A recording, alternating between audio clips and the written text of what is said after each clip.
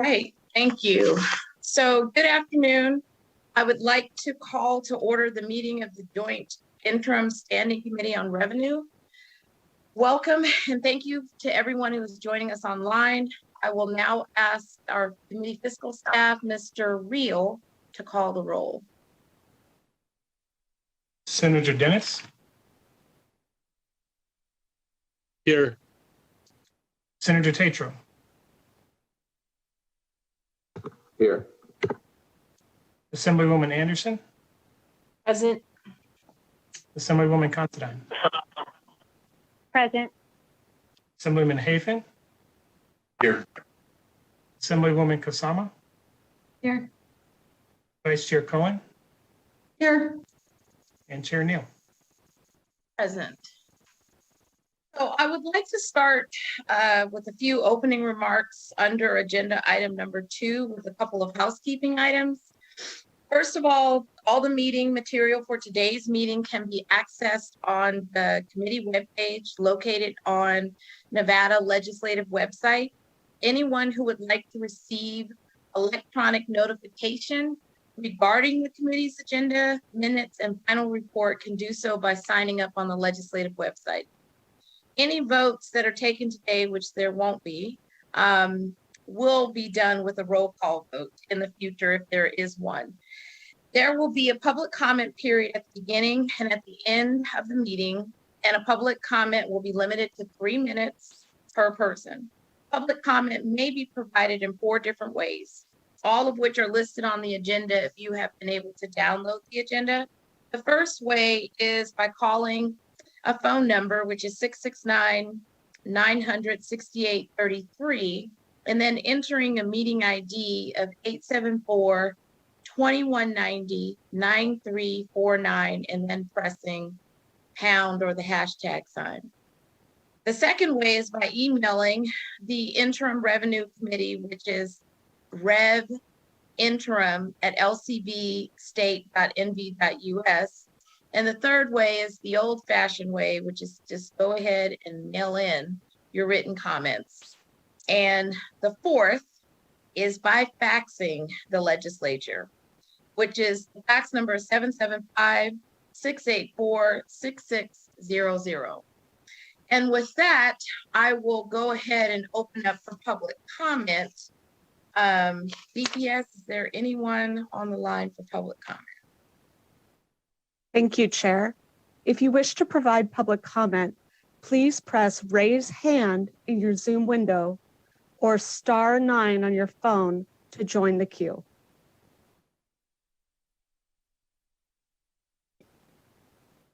Once again, to provide public comment, please press raise hand in your Zoom window or *9 on your phone if you wish to join the queue for public comment.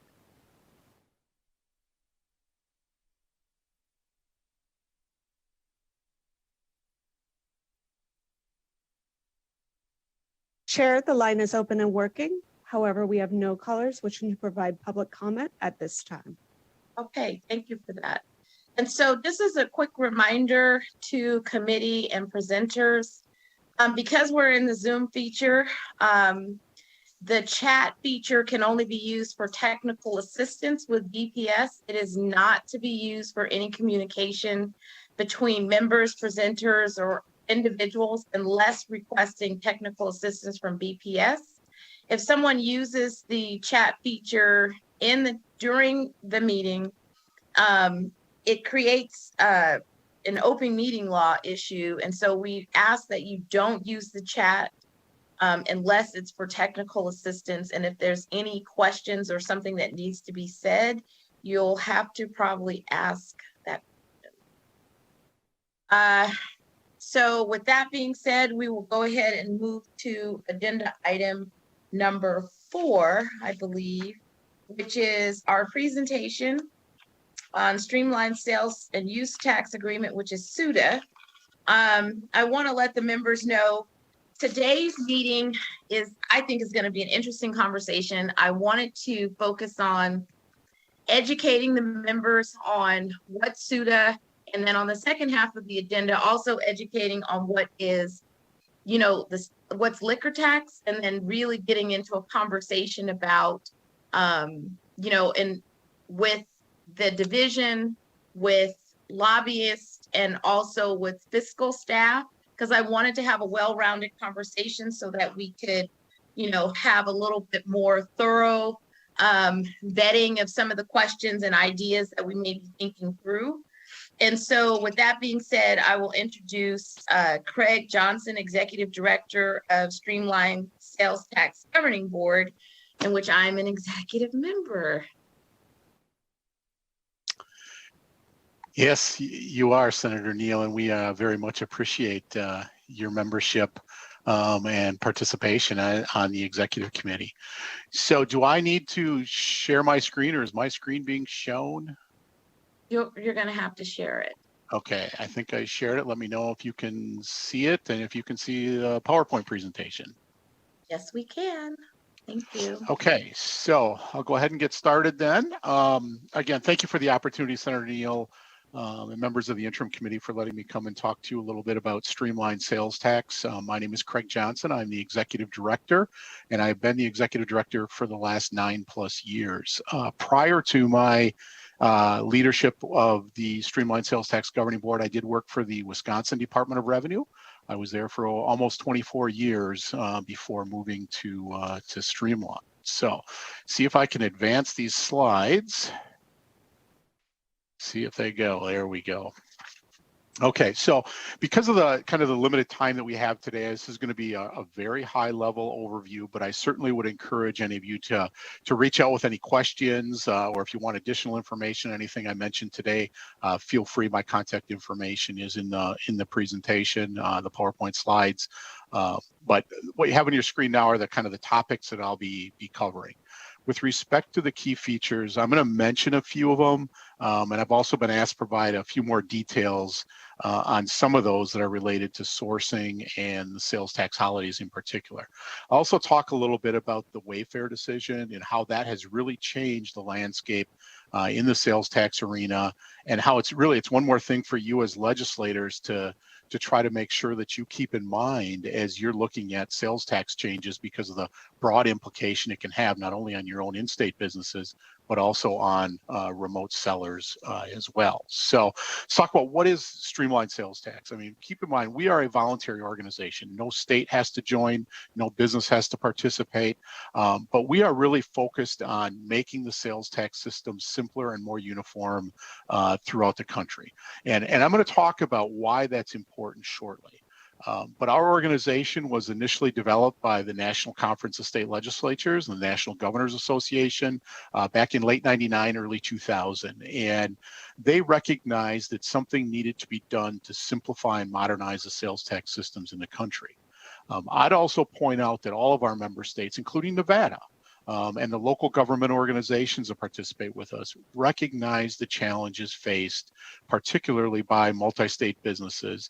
And they've all been very committed over the years in improving their sales tax systems. After all, we all have to keep in mind, sales tax collections rely very heavily on voluntary compliance.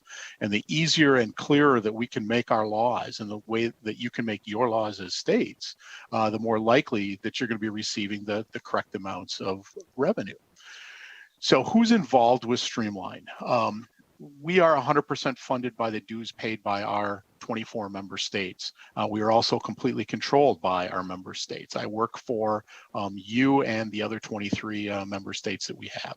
Nevada is and has been a full member since April 1st of 2008. And you have been represented by both state legislators as well as tax administrators. As Senator Neal said, she is an elected member of our 10-person executive committee. And again, on behalf of Streamline, certainly appreciate her willingness to serve on the committee. We believe from a Streamline perspective that having both tax administrators and elected officials participating in the leadership of the organization, it's important to make sure that we are able to consider the various perspectives as we develop issues. Tax administrators and state legislators in the business community may not always have the same views, but we're able to all work together and work through and find compromises to help the organization move forward. I have also found, and again, my history was with the Wisconsin Department of Revenue. When I first got involved with Streamline, I worked for the department as a representative of the state of Wisconsin. And I've found that the organization has really also helped improve the communications and the relationships between the state's legislators and the tax administrators. You know, as legislators, you set the laws. And I would suggest that as you set the laws, especially now, especially in a post-Wayfair world, you really try to work as closely as possible with your tax administrators to make sure those laws are administrable. Tax administrators have a wealth of knowledge when it comes to implementing laws, and they can certainly help ensure, you know, that the legislation will be administrable when enacted. We have also, and we do continue to encourage participation and have participation from the local governmental unit associations. That includes the U.S. Conference of Mayors, the National League of Cities, Government Finance Officers Association, National Association of Counties. They all participate with us and have an interest from a local sales tax perspective on what happens within Streamline. I would also stress the importance of the business community and the partnership really that we have with them. You know, one of the reasons SST works as well as it does is because of that partnership and the level of trust that we have with the business community. You know, if states are going to make changes, states really need to understand what needs to be changed, and businesses are probably in the best spot to help states understand those changes and what the impact of those changes will be as well.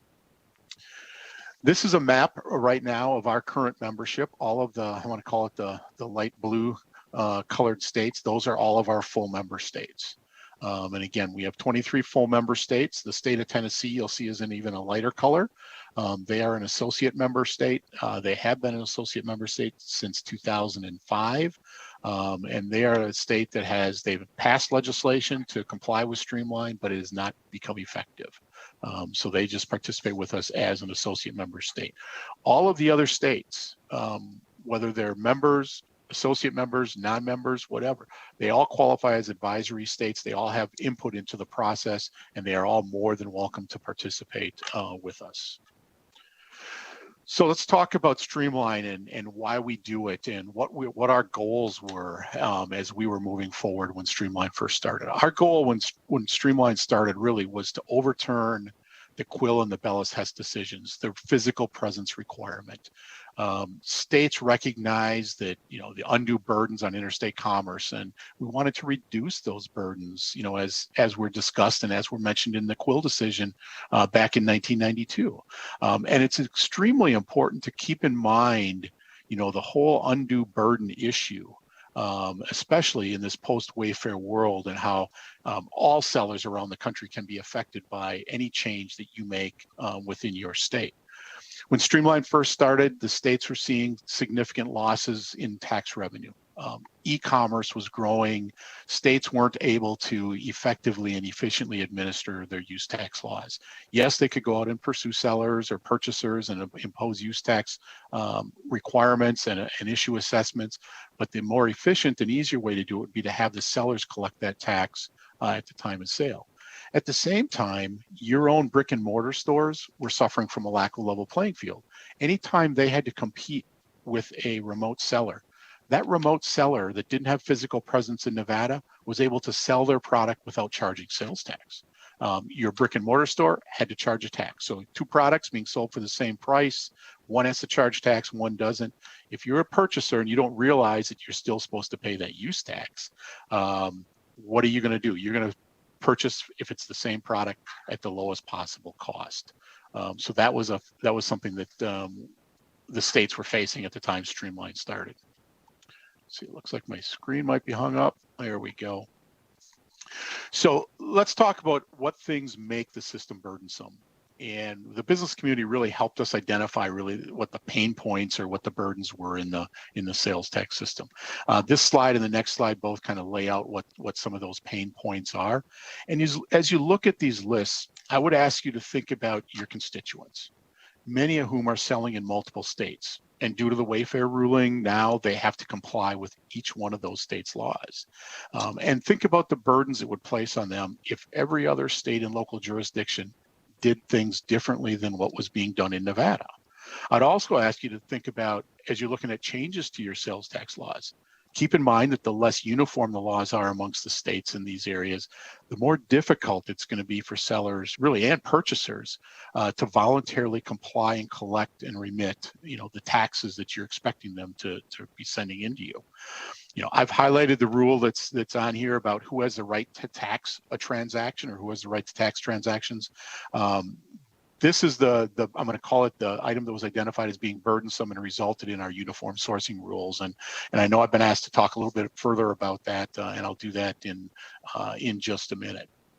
Some of the other things that the business community identified made the sales tax systems burdensome throughout the country are listed on this slide. Again, I'm not gonna go through them all, but I will tell you that each one of these items have been addressed in the Streamlined Sales and Use Tax Agreement. We worked with the business community and the states to come up with a solution to help ease or remove those burdens.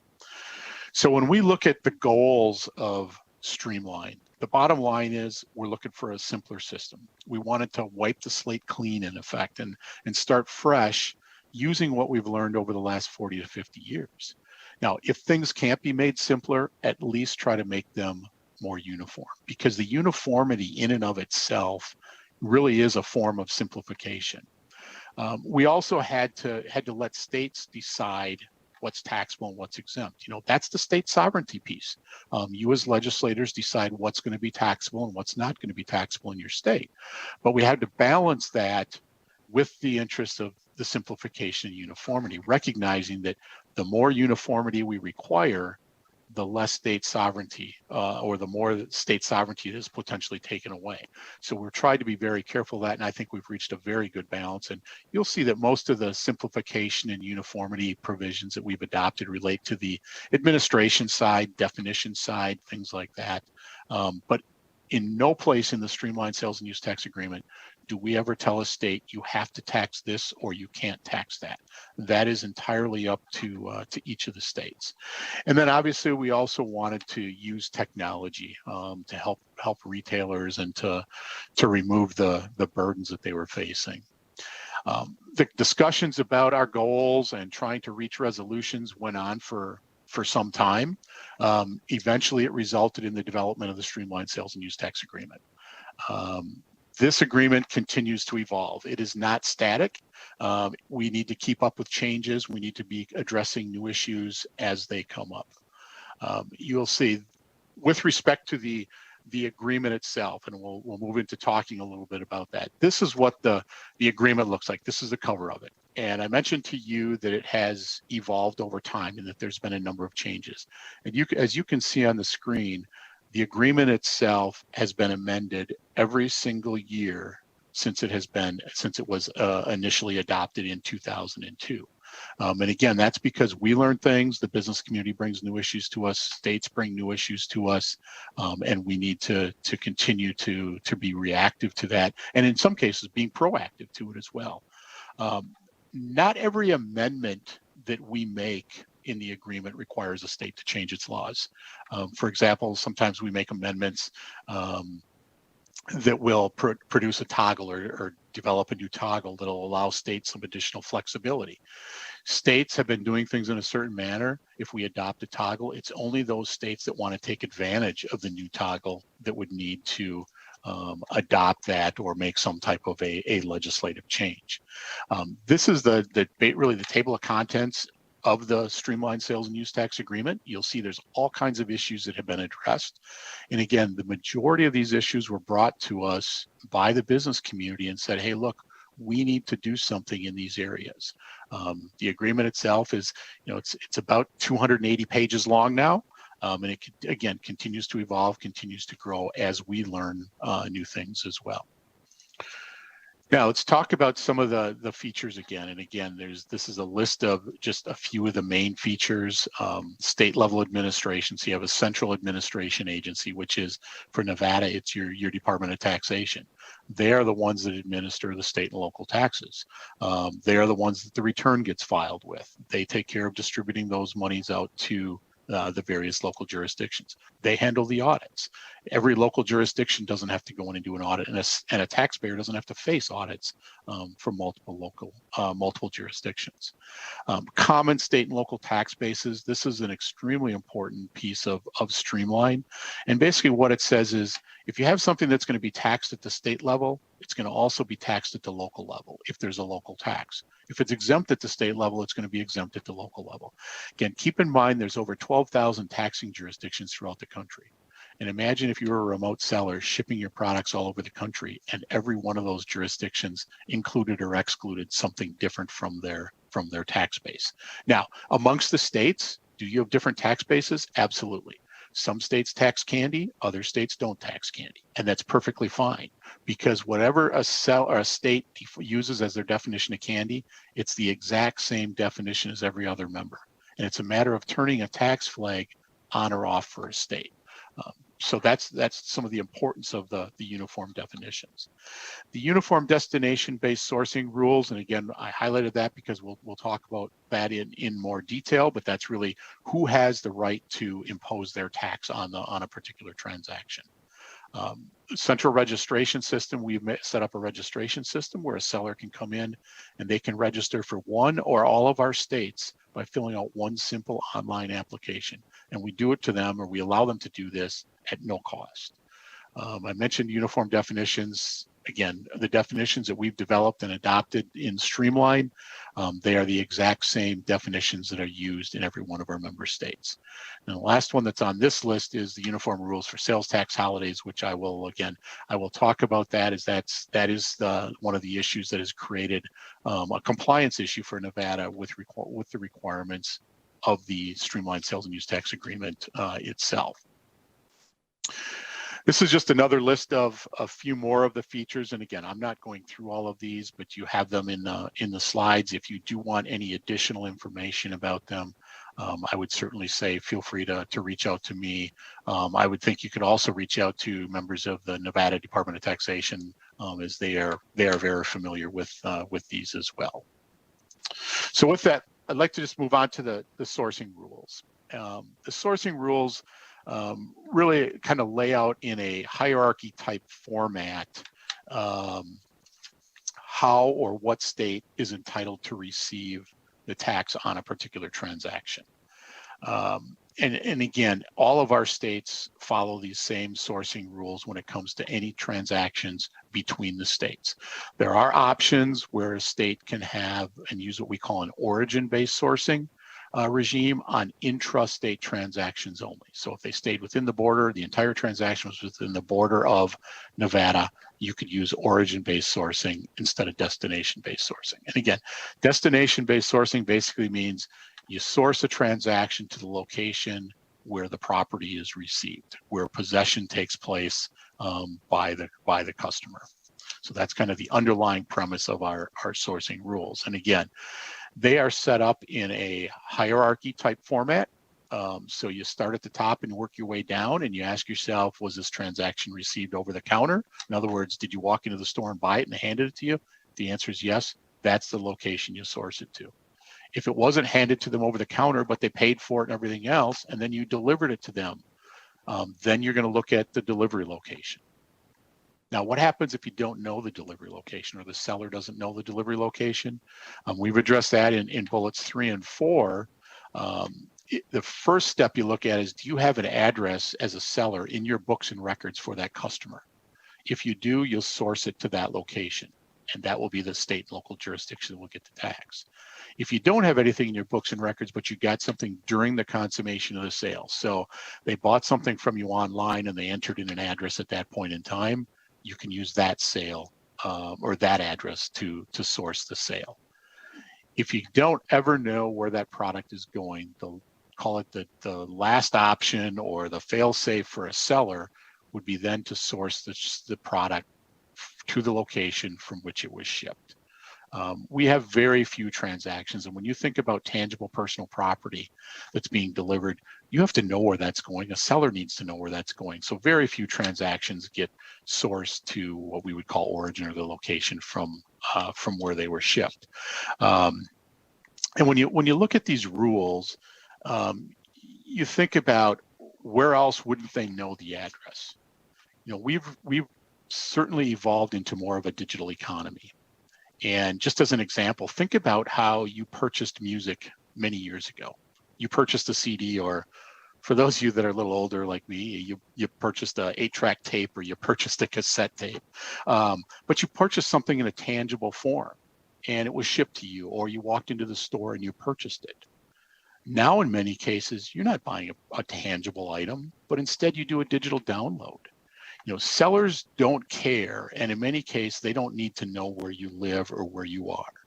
They're going to charge your payment instrument, and your payment instrument in many cases will provide a 5-digit zip code as some sort of security verification.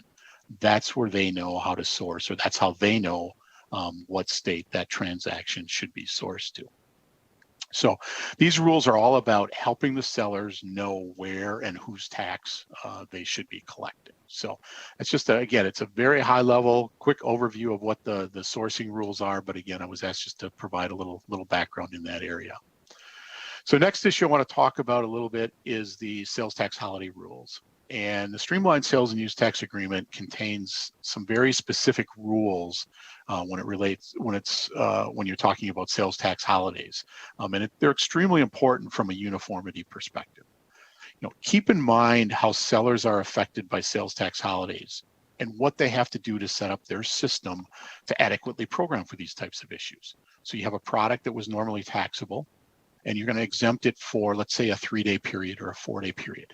They have to go back into their systems and reprogram them to turn the tax off on those items for that 3 or 4-day period. Then as soon as that's up, they have to go back in and turn their system back on so that they start taxing it, or else they're going to stop. They won't be collecting the tax that you expected them to be collecting. Also have to remember now with sales tax holidays, it used to be that they just affected your own in-state sellers. But in a post-Wayfair world, remote sellers that also have to collect your tax now because they exceed your economic nexus thresholds, they're also affected by these sales tax holidays. And they also have to go in and try to track when these holidays are taking place, which states they apply to, which products they apply to, and again, make all of their system updates. And this can be a seller that's located on a completely opposite side of the country. But they still now have to follow your sales tax holiday rules. And that's one of the reasons why the uniformity provisions with respect to sales tax holidays are more important now than ever before. You know, the notice provision so that sellers have adequate time to revise their systems. So keep in mind, and again, part of that is preventing putting undue burdens on remote sellers in particular.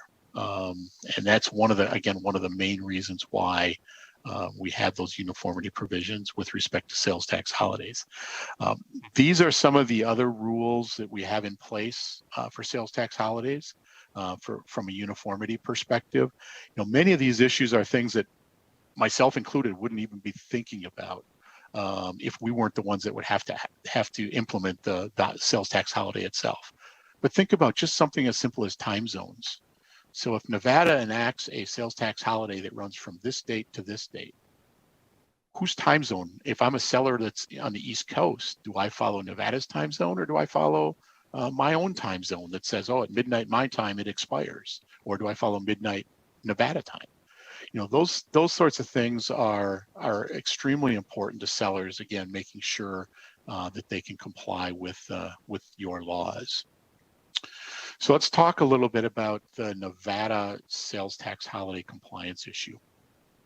During last year's annual Streamline compliance reviews, the sales tax holiday issue in Nevada was identified as a compliance issue and indicated from members of the business community as well as my staff. I mean, we do a due diligence review as well on each of the state's compliance to make sure they're following the requirements of the agreement. And this was an area that Nevada was found to not be following the requirements of the agreement. The reason it was identified is kind of laid out on the screen here.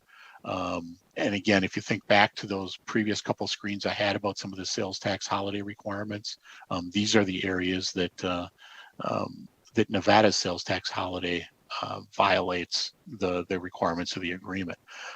I heard from several members of the business community about the difficulties it was causing them. And again, think about the programming issue. Think about the issue of making sure that they collect the adequate documentation, the exemption certificates, all the way across the country for something they're shipping into Nevada for those Nevada Day sales tax holidays. Now, these sellers, I mean, they indicate they're not against sales tax holidays or the benefits, you know, that this sales tax holiday provided, but their feeling was that it needs to be done properly so that they can really manage it from a seller's perspective. They're worried about either over collecting the tax and then being faced with some sort of class action lawsuit, or under collecting the tax and being faced with a qui tam lawsuit. So they are trying to get it right, and that's one of the reasons why they brought this to our attention, and that they are more than happy and want to work with Nevada in trying to resolve this issue. My staff and I did review the sales tax holiday language, and we tried to identify kind of some alternatives that would be compliant with the Streamlined Sales and Use Tax Agreement, and also accomplish, you know, at least in part, of the intent behind the legislation, which was, as my understanding is, at least partially to recognize, you know, the certain National Guard members and the help that they have provided, you know, during the pandemic that we're facing. We have just recently gone over some of these options with Senator Neal and some folks from the Nevada Department of Taxation, and you know, we recognize that these options to resolve it, you know, it's going to take, or it may take, a legislative change, or likely will take a legislative change. And we also recognize that you're not in official legislative session this year, so that presents an additional challenge for you guys as well. But we are glad to help in any way that we can to make sure that the legislative intent is accomplished, as well as having it be in compliance with Streamline. Chair Neal, are you okay if I continue talking a little bit about the Wayfair decision? Yeah, well, just go ahead and continue. So members, I'll just have you ask your questions when Mr. Johnson is done. I thought about the break, but just go ahead. Okay. So let's talk about the Wayfair decision a little bit, and I would like to really kind of put into context how important this decision was, as well as how important it is for really all of you and really all state legislators around the country to really keep this in mind when looking at sales tax changes, because as a result of this decision, states got remote seller collection authority. That was what they're looking for. They didn't want a seller to have physical presence to be able to require them to calculate, collect, and remit their tax. But at the same time, because of that decision, the decisions you make as a state legislator, as a state legislature as a whole, it affects retailers across the entire country that are shipping their products into the state of Nevada. At the same time, you know, due to this decision, the sales tax legislative actions in all of the other states impacts all of your constituents that are located in Nevada that are shipping their products into those other states as well. So really have to all be thinking about this and keeping this in mind as we're making these types of changes and the wide impact that it had. You know, prior to Wayfair, you really only impacted, I'm going to say, the sellers that had a physical presence, a footprint in the state of Nevada. Now you're impacting the sellers, any seller that's shipping products into Nevada, if they exceed your economic nexus threshold. So what did the Wayfair decision really say? I mean, what it really did is it overturned the physical presence standard that had been in place since the Quill decision in 1992, and really since the National Bellis-Hess decision in 1967. So this is, 50 plus years that sellers had gotten used to following this physical presence requirement. If I don't have physical presence, I don't have to collect their tax. That was kind of their thought process. Now you have this economic and virtual presence test. So sellers that have become accustomed to the physical presence test now had to adjust to the economic nexus or the virtual presence as well. Now, it's important to say that really all the court did is it said a seller does not have to have physical presence in your state for you to be able to require them to collect their tax. But the court also indicated that there's other constitutional issues that were not addressed, that are part of the Commerce Clause, that relate to discriminating against or imposing undue burdens on interstate commerce, that those issues were not addressed by the court. The court actually remanded the case back down to the state of South Dakota, and it ultimately was settled. So those issues themselves never got resolution through the court. But in the Supreme Court decision, and really it puts Nevada in a, I want to say a great position, just like the rest of, I'm going to say, of our Streamline member states, with respect to the Wayfair decision, because Nevada, like all of our members, you met the three requirements or the three criteria that several members of the court indicated in their opinion were important. Now, this language was all dicta in the opinion, because again, remember, they were not asked to rule on whether or not South Dakota's law imposed an undue burden. But they took about a page and a half of their opinion to talk about why they don't think South Dakota's law imposes, or how South Dakota's law, these provisions were designed to prevent the discrimination and designed to prevent undue burdens. And again, Nevada has done all three of these. You put in your safe harbor, you put in your economic nexus thresholds, you're not applying this retroactive, and you're a full member in Streamline. And that's really why it's extremely important to, I want to say, to fix the sales tax holiday compliance issue that you have. The court noted these specific items in their opinion about Streamline. And you'll see that it's the sixth one down. It just says other uniform rules. And that's exactly the language out of the opinion. And sales tax holidays are part of those other uniform rules. And again, I don't want someone to look at Nevada and say, well, because Nevada doesn't follow the sales tax rules, they haven't met criteria 3, which is full membership in Streamline. You still have full membership in Streamline, but this is something that definitely could be an area that could come forward. So hopefully we'll be able to get that issue addressed. And again, the decision really, as it says, open the door to require sellers without a physical presence to collect and remit your tax. You meet the three requirements. Now, I do anticipate, and some of you may be aware, there is a court case that has been started with the state of Louisiana, where a taxpayer is making an argument that Louisiana's sales tax, or being required to collect Louisiana's sales tax, is imposing an undue burden on them. And therefore it violates the Commerce Clause. That case is I'm going to say it's in its infancy. There hasn't been any briefings or anything like that on it. I do know that the state has asked for the case to be dismissed, as have the local jurisdictions. Louisiana is not a member of Streamline. So obviously we are still certainly watching this case very closely to see what happens and when and if Streamline should get involved, whether it's filing any type of amicus brief or anything else like that.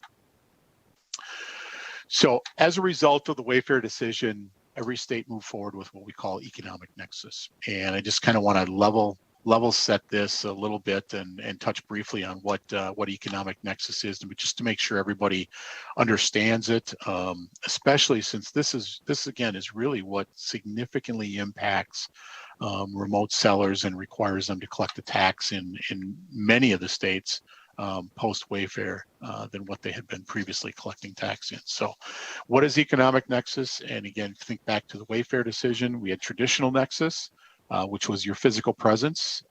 Now you have economic nexus, which is virtual presence through some level of sales activity.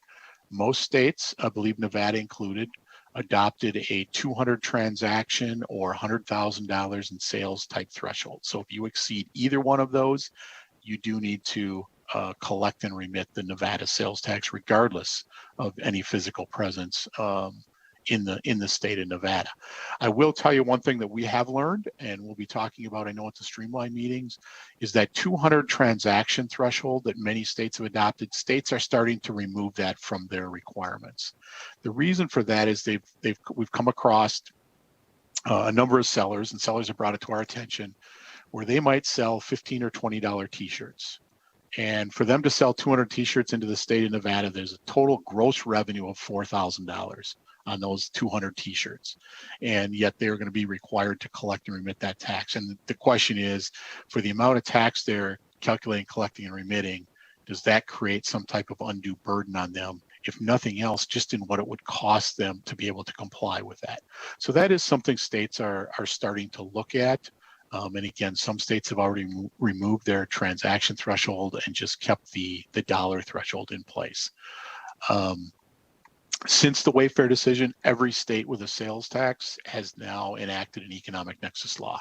As it indicates there, Missouri is the last one, and theirs becomes effective January 1st of 2023, but their legislation has passed and is in place, so they are in the process of doing their implementation. Last thing I want to touch on are just some of Streamline's successes. Again, with Nevada being a member state, I think it's important for all of you to understand too how successful we have been and how we have grown. We currently have over 17,000 active sellers registered through Streamline through the central registration system, registered in one or more of our member states. We've seen over a 400% increase since the Wayfair decision took place in 2018.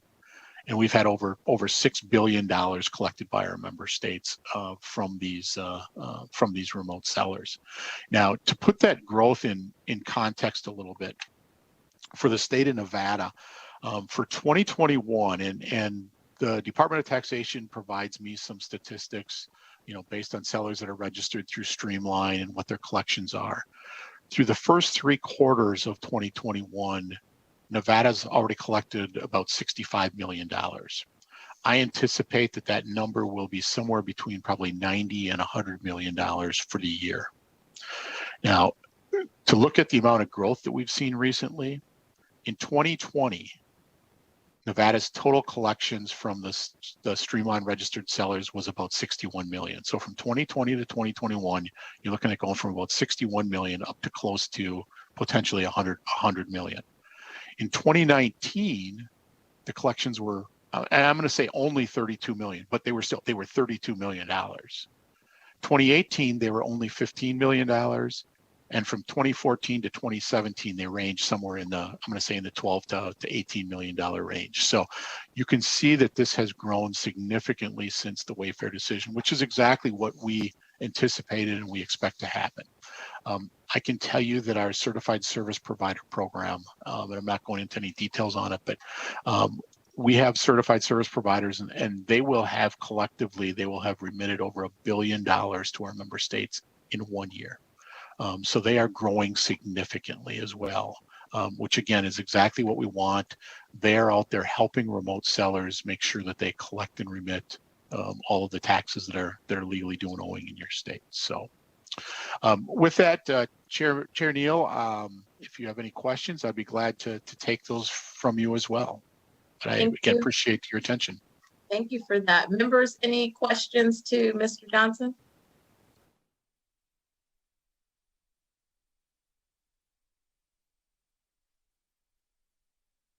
Vice Chair Cohen, was a hit? Yes. Okay. Thank you, Chair, and thank you for the presentation, Mr. Johnson. I just have a question about the registered sellers.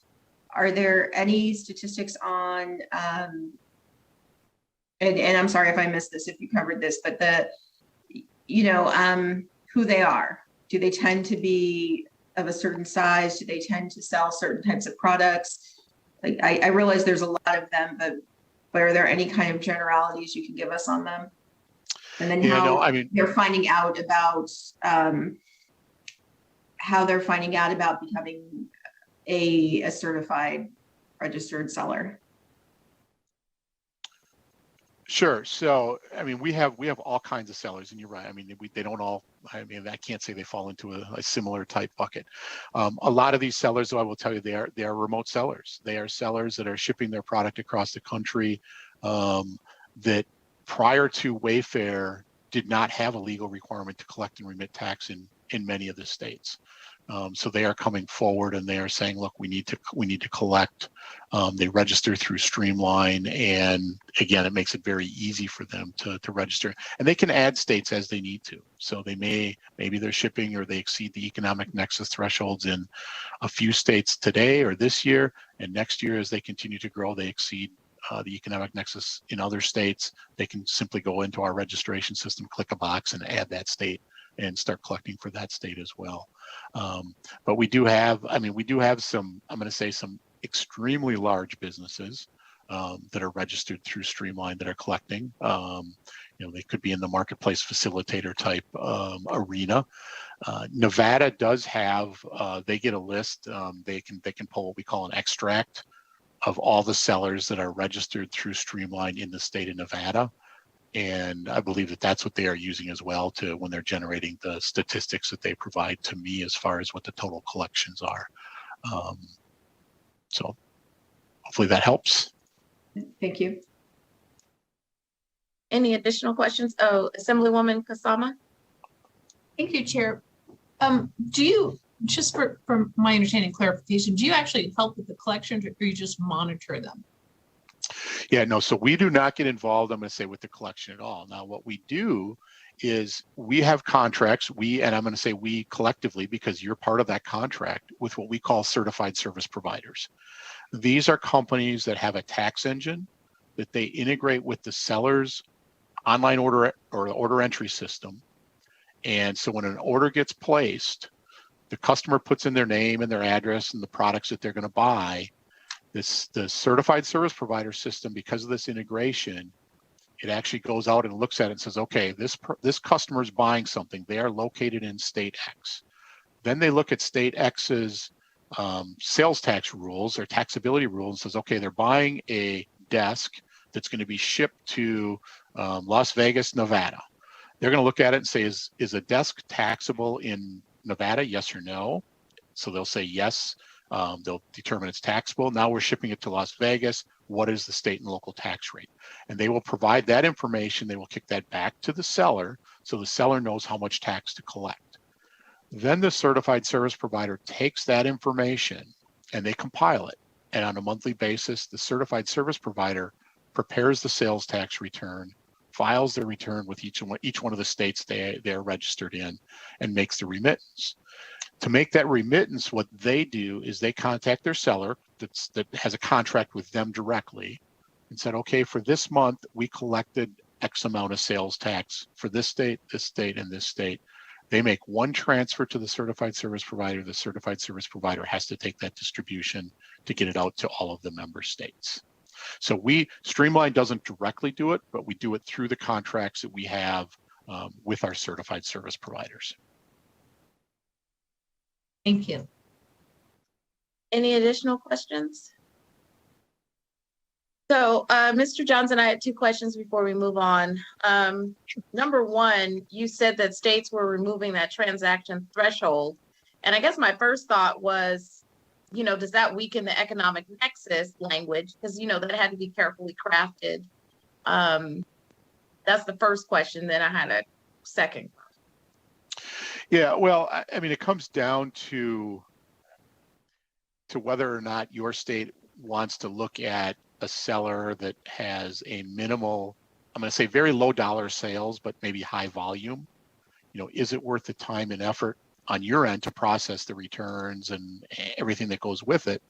And the second question is, or the second concern, I guess, is does that requirement for these high volume, low dollar sellers, does that create any type of, I'm going to call it undue burden, but burden on them looking at what the costs are to calculate, collect, and remit the tax in comparison to the total tax that they're even remitting to the state. I think that's, and that's going to be, I think, part of the issue that will be, I don't want to necessarily say resolved, but will be addressed in the Louisiana litigation that's going on now. Okay. Thank you for that. And then my second question, you were touching on, how we're shifting into this virtual reality. I think it's a little bit deeper than just e-commerce. I was having a conversation with an administrator yesterday, and he called it the Metaverse. And I was just like, are we in a Spider-Man movie? And I was just like, let's dial this back just a little bit. I know that there's a lot going on, but when I think about what's happening within digital goods and digital commerce, now folks are, it's gotten to the point where you have digital real estate and you can sell a virtual 1,600 acres, which I think is awesome because I really want to know the coordinates of it. I'm thinking it's Jetson land. However, I've been moving around in the digital goods space, and I feel that it's necessary because the economy is growing in such unique ways that things are literally becoming intangible.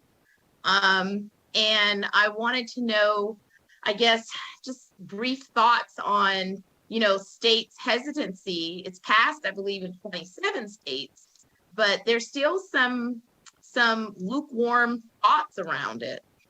Mhm. Well, so I will take you back to when my days in Wisconsin, when we first enacted legislation to start taxing digital products. And there is the one camp that looks at it and says, well, if you're taxing digital products, it's a tax increase because you're taxing it something different than what you taxed in the past.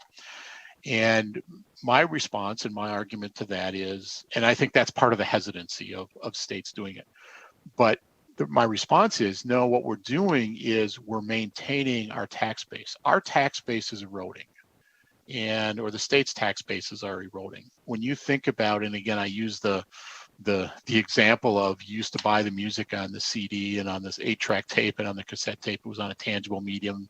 Nobody had a problem taxing that.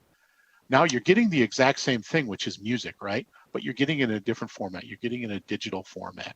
And I think it's going to be extremely important for states to be able to maintain their tax base as we continue to grow and as the amount of digital and virtual, I'm going to say, commerce takes place and as it continues to grow.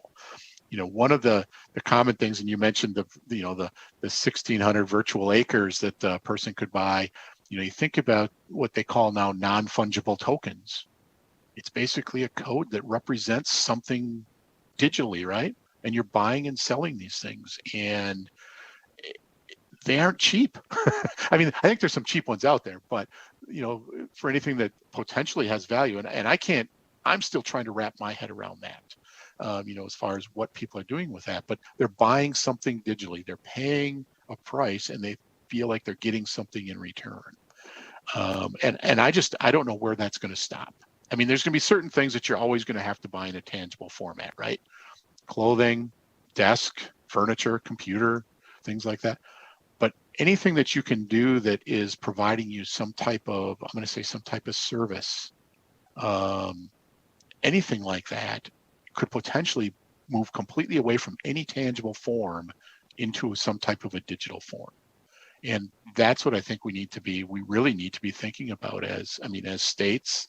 How are we going to do that? Does our law allow us to tax it? I know that you have some unique challenges in the state of Nevada, with your, with your taxpayer bill of rights laws or something to that effect, where, for you to begin imposing tax on something new, isn't there something where there's some sort of constitutional amendment, or it takes a vote of the people to do that? Where that can be very challenging, but at the same time, if your tax base erodes and continues to erode and erode and erode, the bottom line is you need a certain amount of money to be able to provide those state services. And you get to a point where, well, if we can't tax these, let's assume that CDs become a thing of the past. No one ever buys another CD. Every dollar that you got a revenue of that is now gone. What are you going to do how are you going to fill your coffers that you need to be able to provide the services the folks in the state expect if that revenue is not there? And if you have to have this, I'm going to say, constitutional amendment, and it doesn't pass, your option is potentially raise a rate or cut services, and people don't like to obviously see that happen either. And I know that's a challenge that you guys are facing, and I don't envy the position you're in on that either. Thank you for your comments. That seemed to have created all kinds of wonderful thoughts. Senator Tatro, I know, right? I'm like, maybe it was the Metaverse. Okay, but Thank Senator Tainter. Thank you, Chair. I just had a quick question on, you said that our tax base is eroding, but we went from 60 million last year to what you project will be 100 million this year. And then as well as, is there anything that you don't think should be taxed? And do you look at, I guess it's probably more of a policy decision on our end, but if it's not requiring services or some cost to the state, should we be taxing that? Yeah, so although I'm going to say your revenues have gone up, again, keep in mind that this is tax that it was legally due and owing. I mean, so that commerce had been there. I would say that you had not been collecting the tax, and I think this goes back to a report that Dr. Fox did early on for National Conference of State Legislators and the Governors Association, and Streamline was party to that as well, trying to identify the revenue that, in effect, remote sellers were not collecting tax on. So had they been collecting the tax all along, I would say you wouldn't have seen that type of a growth. So that's why I think that I would say your tax base is eroding, because if they had been shipping those CDs in all along and collecting the tax, you'd be getting it, and you'd see that number go down because they're no longer collecting the tax on it, because now they're selling it in a digital format. So that's how I was looking at it from the tax base erosion. As far as, are there things you should or shouldn't tax? We and I will say I and Streamline, we try to stay out of, those decisions. I would agree. I mean, I think those are policy decisions that each of the states needs to look at.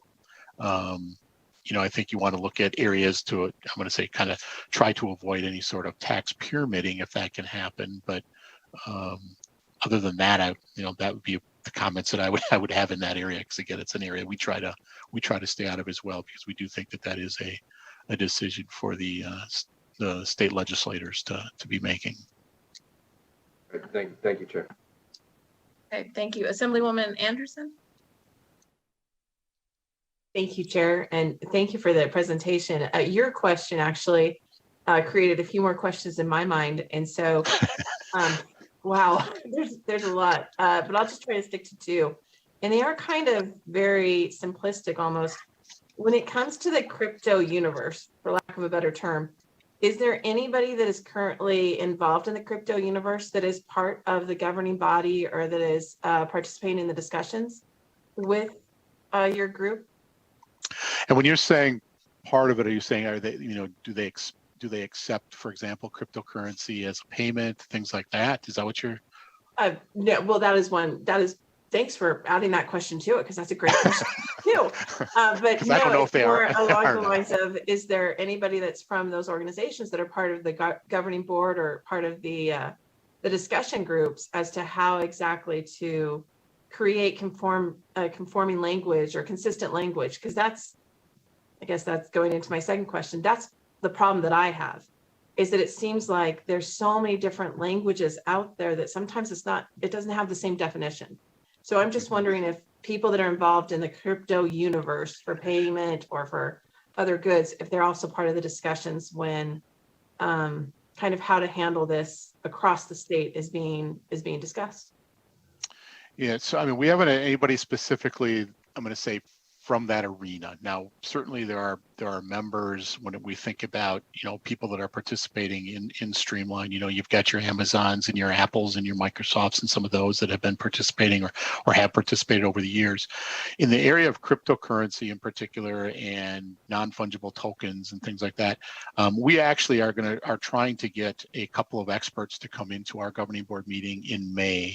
That'll be in Tacoma, Washington, to give us a presentation on it, because it's things like, as I said, the non-fungible tokens. I can't wrap my head around why someone would buy a virtual, I'm going to say a virtual product, unless there's something behind it. There's something of value. But and again, that might be my age starting to show, right? I mean, that I can't wrap around it. But so we are trying to get that information and get some experts to provide that, because I do think it is an area that we need to understand before we try to, I'm going to say, develop either uniform rules, uniform definitions, whatever it may be. And again, that's always been kind of one of the the goals or the underlying premises of Streamline, which is, we'll delve into these areas, but we want to get experts in the field to help us and to be able to explain it to us and to be able to answer the questions that we have so we can understand it.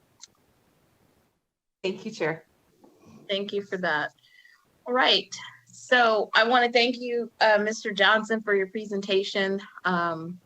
It was really good for you to come to our state virtually and discuss SUDA. We needed that conversation, being that we found ourselves in non-compliance.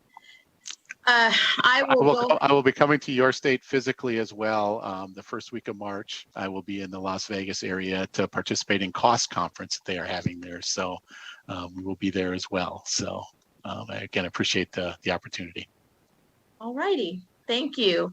So we will move on to agenda item number 5, which will be done by our Legislative Counsel, Mr. Fernley, which is the presentation on the 1955 Sales Tax Act. And part of that conversation, as you just heard from Mr. Johnson, it serves as a limitation in our state, but it's very important to help, I guess, the committee understand how it works, what are the limitations within creation of policy. So Mr. Fernley, go ahead. Thank you. Thank you, Chair Neal. My name, as Chair Neal mentioned, my name is Brian Fernley. I'm the Legislative Counsel in the Legal Division of the Legislative Counsel Bureau. And also, as Chair Neal and Mr. Johnson mentioned, this is kind of the part of the presentation where I will go over, the limitations that Nevada does have in enacting changes to its sales and use tax laws. And those really do originate from the Sales and Use Tax Act of 1955 and the history and circumstances under which that act was passed and ultimately approved by the voters at the general election in 1966. The history of the Sales and Use Tax Act of 1955 has created aspects to Nevada's sales and use tax laws that I think do make Nevada unique among the states. And as Mr. Johnson mentioned, it also has made amending Nevada's sales and use tax laws more complex than merely presenting a bill to the legislature for passage and for passage by the legislature and signature by the governor. I will go over that history and I will describe how that history affects the manner in which changes can be made to our state's sales and use tax laws.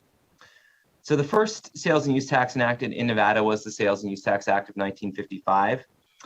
This act originated as Senate Bill 171 of the 1955 legislative session. The act imposed a tax of 2% on the gross receipts of retailers from the retail sale of tangible personal property, with retailers being required to collect the tax from a purchaser at the time of making a retail sale of tangible personal property. To prevent avoidance of the tax through the purchase of property outside of Nevada for use in Nevada, the act also imposed a corresponding use tax of 2% on the purchase price of tangible personal property purchased outside the state for use, storage, or consumption in Nevada. The act did contain some exemptions from the tax, and under the act, the proceeds of the tax were required to be deposited in the state general fund and to be used to fund state government. After the passage of SB 171 of the 1955 session, a petition for a referendum to submit the act to a vote of the people was circulated pursuant to Section 1 of Article 19 of the Nevada Constitution. The petition did gather enough signatures for the act to be placed on the ballot for the voters of the state to vote approval or disapproval at the 1956 general election. At that election, the act was approved by a pretty strong majority with 69% of the voters in favor of the act and approximately 31% opposed. The result of having this act approved at a referendum of the voters is that under Section 1 of Article 19 of the Nevada Constitution, this act cannot be amended or repealed by action of the legislature. to amend or repeal the act requires a submission of a proposal to the voters at an election. So even if the legislature were to act to amend the Sales and Use Tax Act, it would have to be presented to the voters at an election to vote for approval or disapproval of the proposal.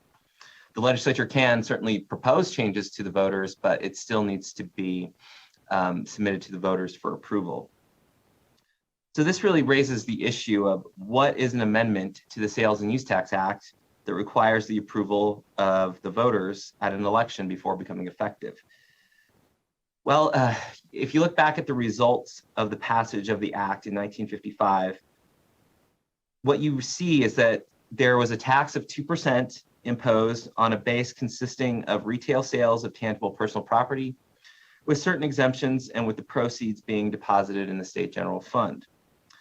As I'm sure everyone is aware, when you buy something anywhere in Nevada, the sales tax rate is, of course, higher than 2%. So how could the rate be higher than 2% if the Sales and Use Tax Act of 1955 cannot be amended except through a vote of the people? Well, the Nevada Supreme Court has addressed this issue and has held that under certain circumstances, additional sales and use tax rates are not necessarily amendments to the Sales and Use Tax Act for the purposes of the Nevada Constitution. This precedent from the Nevada Supreme Court originated with the local school support tax, or the LSST as it's commonly known.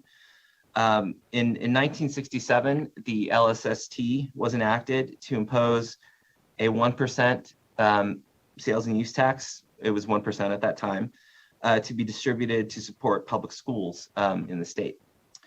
Importantly, the Sales and Use Tax Act itself was not amended in this piece of legislation from 1967. Rather, an entirely new chapter of the NRS was enacted, Chapter 374, which, even though it was largely duplicative of the Sales and Use Tax Act of 1955, provided entirely within the chapter for the imposition, collection, and administration of the LSST. In Matthews versus State of Nevada in 1967, the Nevada Supreme Court upheld the constitutionality of the LSST against a challenge that argued that the LSST was really an amendment to the Sales and Use Tax Act, and thus was required to be approved by the voters at an election. The court concluded that the legislature has broad authority to enact laws granted by the Nevada Constitution, and narrowly construed the prohibition against amending state statutes approved by referendum. According to the court, the LSST, even though it had the effect of increasing the sales and use tax rate by 1%, was not an amendment to the Sales and Use Tax Act. In the court's opinion, it was very important that the tax was enacted as a new chapter of the NRS. The court held that the LSST was an act complete in itself, and that it contained all the necessary provisions to administer the tax, such that even if the sales and use tax were repealed, the LSST could still be imposed and collected. So the implementation of the LSST was not dependent in any way on the provisions of the Sales and Use Tax Act. The court also noted that the LSST on its face did not make any amendments to the text of the Sales and Use Tax Act. It was a whole new chapter that did not touch that area, that chapter of law. And finally, the court did note that the purpose of the LSST was different from the Sales and Use Tax Act, in that the LSST was required to be deposited for use to support the public schools, while the Sales and Use Tax Act was required to be deposited in the state general fund for general governmental purposes.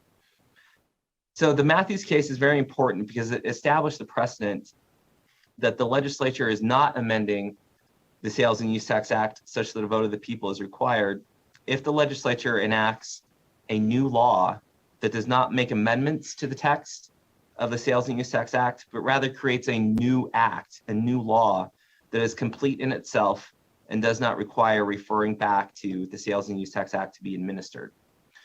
So that is why you've seen laws and bills proposed by the legislature that create entirely new chapters that do seem duplicative of the Sales and Use Tax Act, but that is so that that tax is really a new law. It's a separate sales tax rate that can be imposed and administered even if the Sales and Use Tax Act did not exist.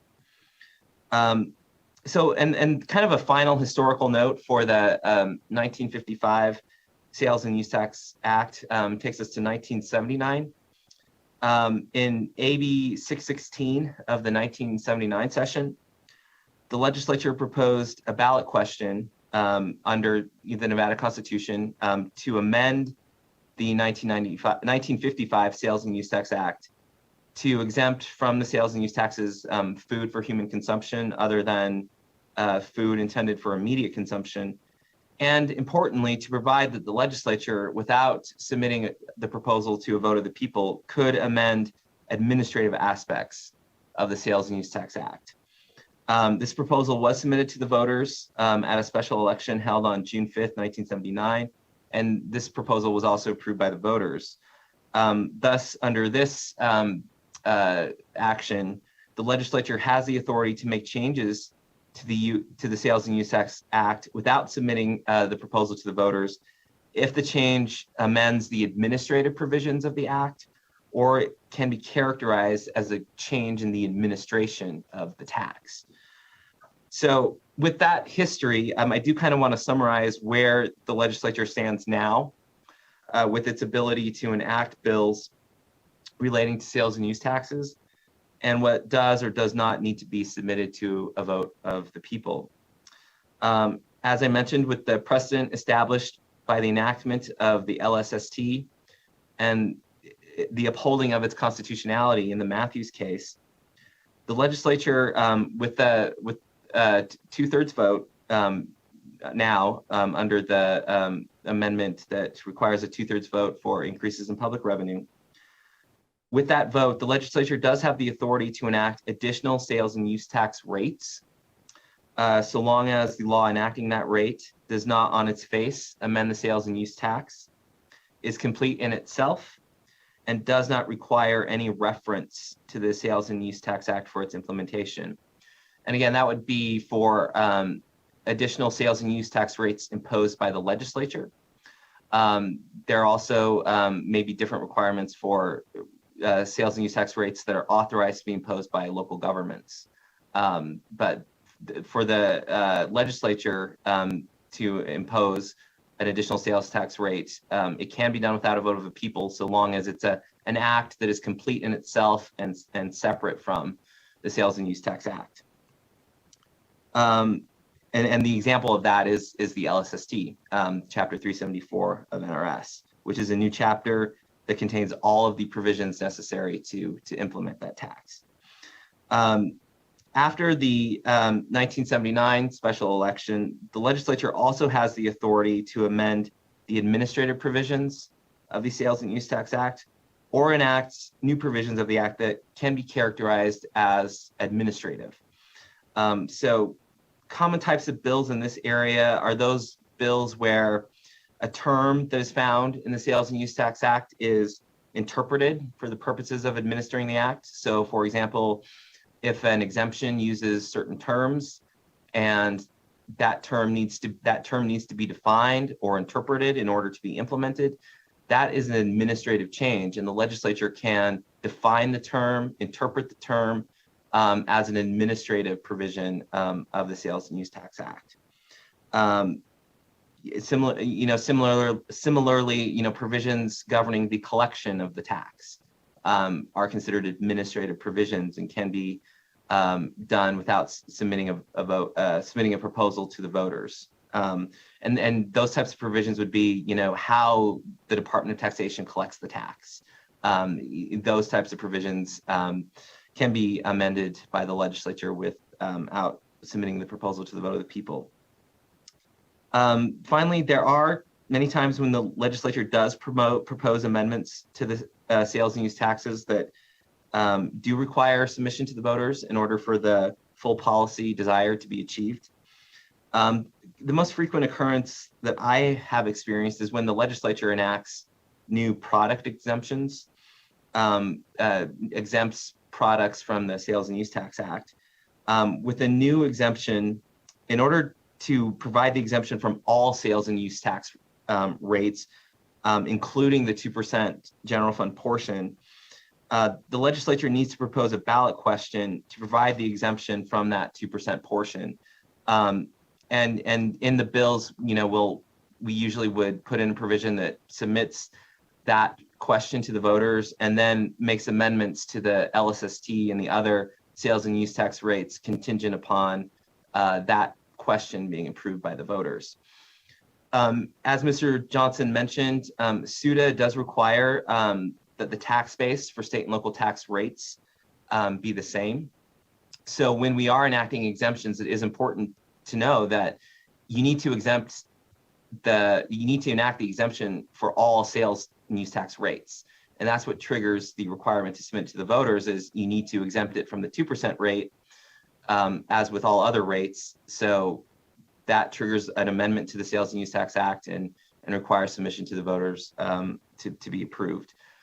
So that is a kind of history of the Sales and Use Tax Act of 1955 and how it limits the legislature's ability to make changes to the sales and use tax laws. I'd be happy to answer any questions. Right, any questions from the members? Assemblywoman Kasama. Thank you, Chair. I thought I heard you mention that we need approval for exemptions from the sales taxes, and yet we have many exemptions and credits from the sales taxes. Maybe I misheard that. Yes, and many of the exemptions from the Sales and Use Tax Act have been submitted to the voters and been approved. Going back to 1979, the exemption for food for human consumption was submitted to the voters and approved. More recently, there have been exemptions from for medical devices that have been submitted to the voters and approved. The proposal to exempt feminine hygiene products was submitted to the voters and approved. So, if we're enacting a new exemption, if the legislature wants to exempt a product that is not currently exempt but wants to exempt it from the sales tax, that's an amendment to the act and would need to be submitted to the voters. If there's an exemption that has been enacted, for example, the exemption on medical devices that was approved by the voters, the legislature can define those terms for the purpose of implementing and administering the act. So, and the legislature has done that where an exemption is enacted, but then we need to go in and define, okay, what is meant by a medical device? And the legislature then can go in and define those terms. And frequently they are defined in accordance with definitions provided by SUTA. What about the cases where we're trying to attract a new company here, and we're saying that for your large new structure build, your new campus that you're building, we're going to let you exempt sales tax on the materials and machinery that's being brought in. So that's not a broad product base, but it's specific to certain companies or individuals. Right. Oh, exactly. And thank you for the question. And I think there are two ways that is done. Most of the sales tax abatements that have been enacted for economic development purposes do not abate the state 2% general fund tax rate.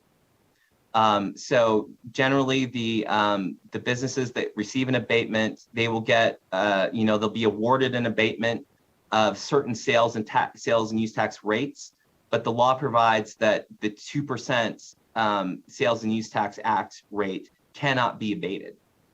So the entity that gets the abatement has a certificate that they present to retailers that shows the rate of tax at which they are supposed to pay tax. I see. So it's the localities or the counties that can exempt their portion of the tax, but not the state. Exactly. Well, I guess I would say when an abatement is awarded either by the Office of Economic Development or whatever entity is awarding an abatement, that entity cannot award an abatement of the state 2% sales tax rate. So what ends up happening is the abatement is of sales and use tax rates at the local level. Thank you. Any additional questions? Okay, so I just had one quick question that I think popped up. I was making the list based on the history that you brought up, Mr. Fernley. And I just wanted to kind of put this question out there because when you think about the Matthews case, it really brought home, I guess, for everybody that's, gone to law school and suffered through constitutional law, which was one of my favorite classes, that when you have two constitutional provisions that are in conflict with each other, and I wanted to kind of draw that out a little bit because I think it's an important nuance when we're trying to examine policy, where the court saw that on one end we had mandated ourselves to fund public education, and then we also had given ourselves the broad authority to make law, right? And those two provisions came in conflict with LSST, or the creation of LSST. But that has happened more than once within our legislative history.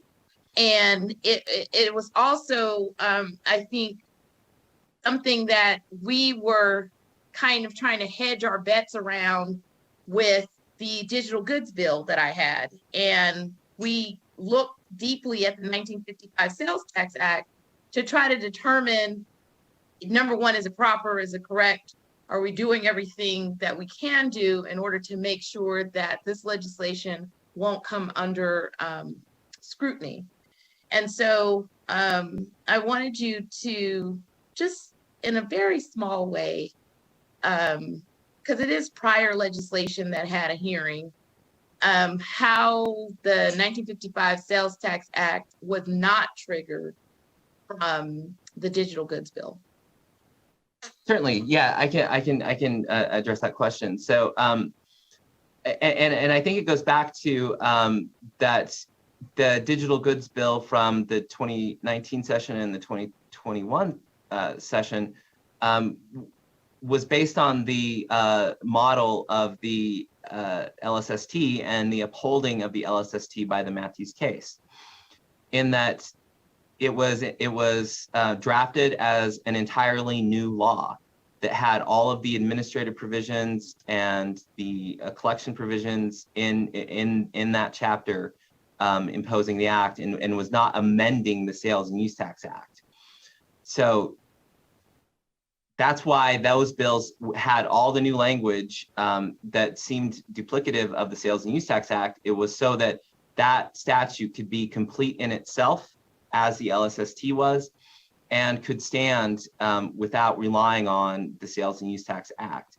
That was the model laid out with the LSST in the Matthews case for how to enact additional sales and use tax rates. And that is kind of the model that was followed with those bills. And thank you for that. I super appreciate the presentation. When you were talking, I was just like, should we have put in the Gibbons tax restraint initiative? But that's already played itself out in 2021. Wonderful case law that has been triggered from prior activity in the legislative session. So I appreciate it. And I just want to let the members know, like, a lot of these presentations, I know when you see the agenda, you're like, man, that's a whole lot, this is deep. But I really am, it's educational. But when you hear it, it isn't as complex as it may seem when you see the writing in white and black print. And I'm trying to give you guys a solid foundation so that as you get policy, come up with ideas for policy, or even when you travel, NCSL, CSG, like for revenue purposes, I'm trying to give you that solid foundation of what is going on in our state and like a baseline for the policy so you can sit. Because I think it's very important. And when we're in legislative session, we don't have time to do this in committee. We don't. And so I want to kind of help you guys understand, like, why is she, trying to do professor tax? I really not. I'm just trying to kind of establish a place for you guys to understand, I guess, something that I love so dearly. But moving on to agenda item number 6, presentation on Nevada sales and use tax by the Division of Taxation. Thank you, Chair Neal.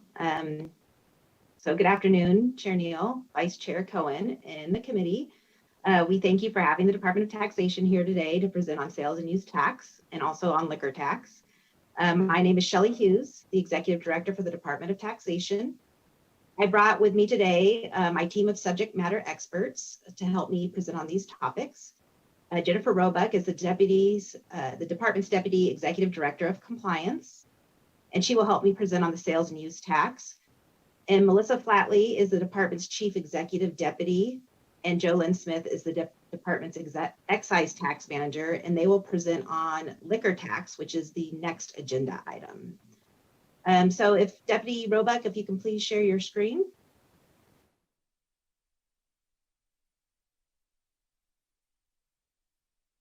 Okay.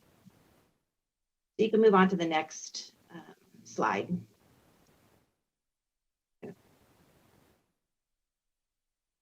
So before we get started, I would like to provide the committee with a summary of the Department of Taxation's operations. The department is responsible for providing fair, efficient, and effective administration of tax programs. In state fiscal year 2021, the department collected and distributed $7.9 billion for 19 tax types. 2 of those tax types the department collects and distributes are sales and use taxes, governed by NRS chapters 372, 374, 377, and 377A, which we will be discussing first. And then later in the meeting, we will discuss liquor tax, which is governed by NRS chapters 369 and 597. The department is responsible for also appraising property values of interstate, inter-county, and mining properties. And we establish guidelines for county assessors, recorders, and treasurers.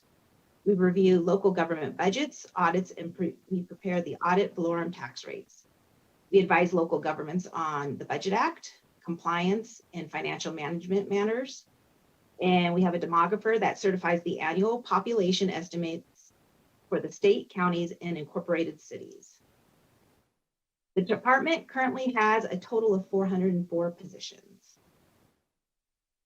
The Department of Taxation is comprised of 5 divisions, which consist of the Executive Division, Compliance Division, Administrative and Fiscal Services Division, Local Government Services Division, and Information Technology. We also are staffed to 5 boards and commissions. So I will now turn it over to Deputy Roebuck to go over sales tax imposition and taxability. Thank you, Director Hughes, and thank you, Chair Neal and the committee for your time this afternoon.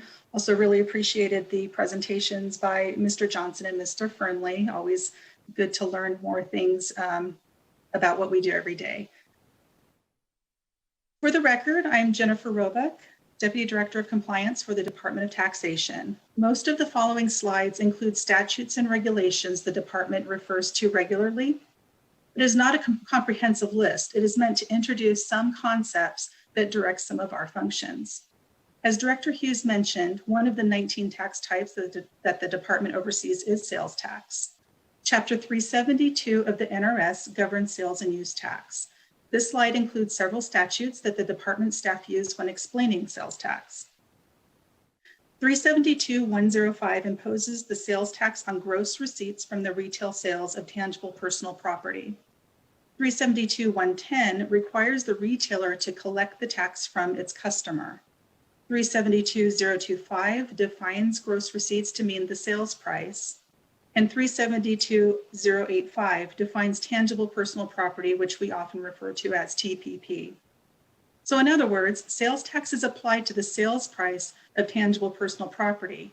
Something to keep in mind is that sales tax is not imposed on the property itself. It is imposed on the retail sales transaction. The tax is the obligation of the retailer, and it must be collected from the consumer. Whether or not a sale is subject to sales tax is one of the more common questions that arise, and it is a common error found in audit. NRS 372-155 says that all gross receipts are taxable until the contrary is established. Notice that Section 1 says that the burden of the proof is on the seller. So in other words, all sales are taxable unless specifically exempted by statute. The exempted transaction must be sufficiently supported in case of audit. So before we go on to talk about exemptions from the tax, I'd like to discuss use tax. And some of this has already been covered a little bit, but we're just going to present it from the department's perspective here. So NRS 372-185 imposes the tax on purchases of TPP. You'll notice that use tax was adopted in 1955 at the same time as sales tax. All states which impose a sales tax also impose a companion use tax. Sales tax and use tax are the same rate, and they are both imposed on the same basis. 372-185 specifically calls out purchases from out of state that would have been taxable if purchased in Nevada. Use tax must be paid on these purchases. 372-190 extinguishes the use tax liability if the purchaser pays the sales tax and possesses a receipt showing sales tax paid. It is tempting to think that sales tax and use tax are exactly the same. However, this is not the case. The simple distinction is that sales tax is imposed on the retailer, and the retailer reports and pays the sales tax to the state in situations, while use tax is paid by a consumer directly to the state in situations when the sales tax was not paid. So for example, if you buy something from out of state and have it delivered to your home here in Nevada, it is possible that the retailer did not charge sales tax because the retailer was not registered to do so in Nevada. If this is the case, you would then be required to remit the tax directly to the state. So in other words, check your purchase document when you buy something. If you don't see sales tax collected from you by the retailer, you may be liable for paying use tax directly to the state. So let's get back to what is taxable and what is not. First, let's address the temptation of some consumers to purchase TPP in a state that does not have a sales tax in order to avoid sales tax in their home state. NRS 372-250 and 372-255 cover this temptation by stating that TPP is presumed to be for storage, use, or consumption in Nevada if it is brought to the state, or even if it is delivered outside the state to residents of Nevada. In other words, all purchases for storage or use in Nevada are taxable unless specifically exempted by statute. Again, the exempted transaction must be sufficiently supported. So now I'll discuss the transactions when sales or use tax does not apply. I've categorized the exemptions loosely into transaction-based, property-based, and customer-based exemptions. However, this is simply for discussion purposes. Regular cash discounts on sales do reduce the taxable sales price, but this does not include manufacturer rebates because the seller is compensated for the total sales price by both the customer and the manufacturer.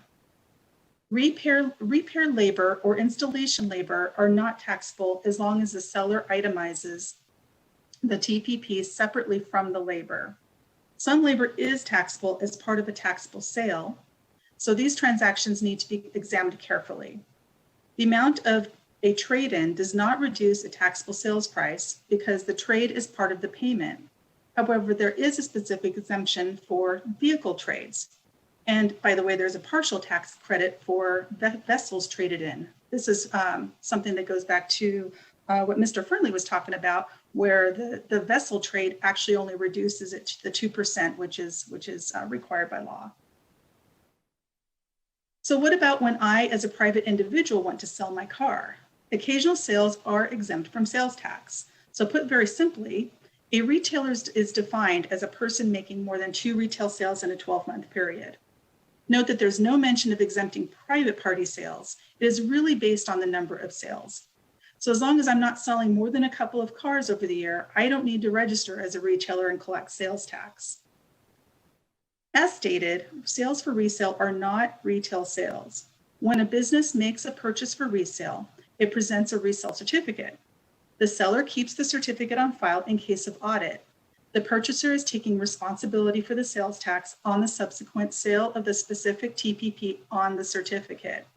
Or if they pay use tax if the TPP is later used instead of resold. So a quick note about giveaways. If a retailer purchases TPP for resale and then gives it away or comps it, they must remit the use tax on the untaxed cost of the TPP. Deducting bad debt from the taxable sales is rather complex, so for purposes of this presentation, I will just introduce the concept.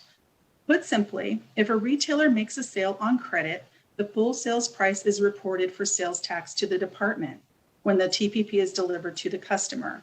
Note that the retailer has not necessarily collected the full sales tax at the time of the sale. If the purchaser defaults, the seller is entitled to a deduction equal to the unrealized portion of the taxable sales price. The type of TPP that is sold can also determine the taxability of the retail sale. I'll just highlight some of the more commonly misunderstood exemptions. Food for human consumption is exempt from sales tax. Food for human consumption does not include prepared food intended for immediate consumption. So very simply, if you think of groceries, this food is generally exempt. If you think of food you buy at a restaurant, it's generally taxable.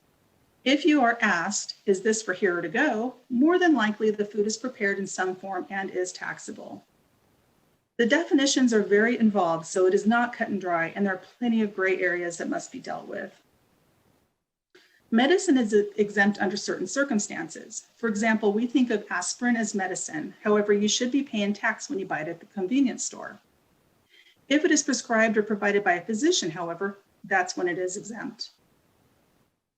Domestic fuels mean any matter used to produce domestic heat. So here's another example where the same item may be exempt or taxable depending on the nature of the sale.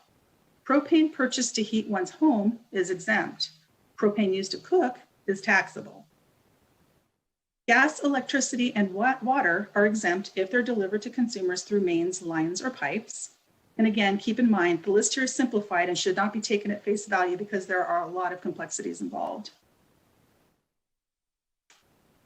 This slide includes some sales that are exempt because of who the customer is. Retailers are expected to keep reliable, complete records as assurance that the actual customer is exempt. This can be harder than it seems. So for example, an employee of the state who is traveling for work has lunch at a restaurant during the trip. This employee says that their lunch should be exempt because they're on business and they're being reimbursed by the state who's exempt. This is incorrect because the lunch is not exempt from sales tax, even if it was reimbursed. The purchaser must be the state, and the payment must be made directly by the state. So this comes up frequently in audits. Sales to a customer who is the federal government, state of Nevada, or a local government within Nevada are exempt. Construction contractors are the consumers of all materials used to fill a contract. Their purchases are all taxable, even if the contract is with an exempt client.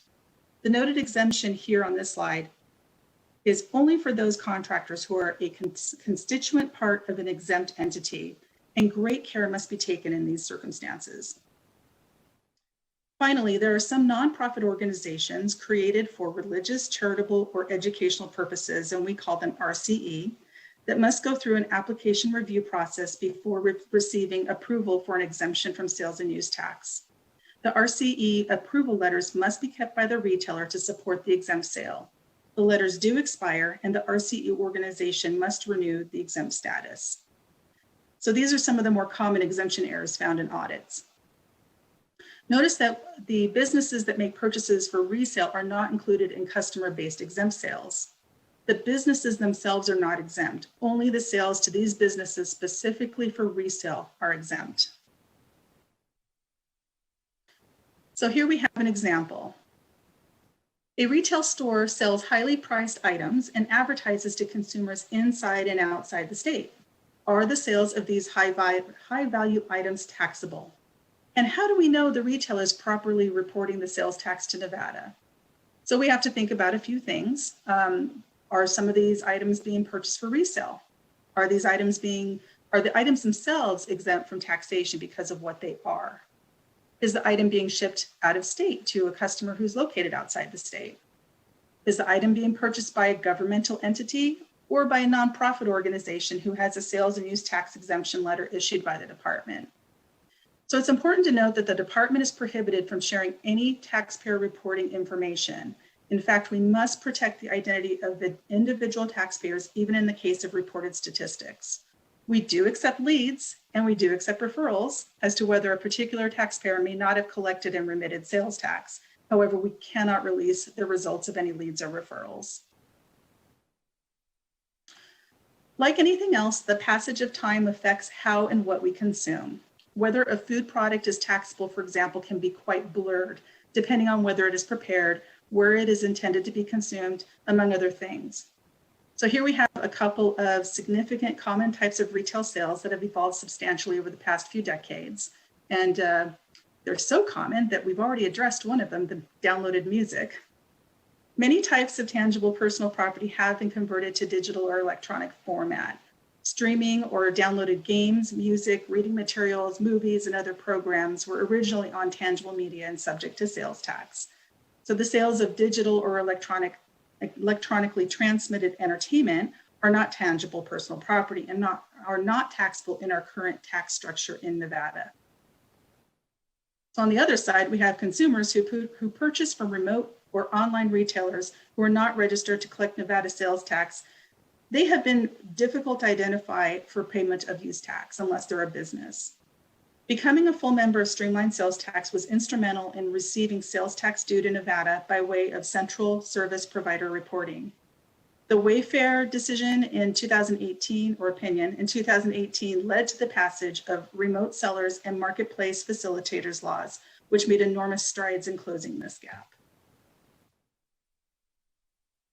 Director Hughes. So I'm going to talk a little bit about the sales tax rates. This first slide here is discussing the legislative history of the Sales and Use Tax Act. Since Brian Friendly discussed this already, I won't go into further detail on this slide, but it's just for your review.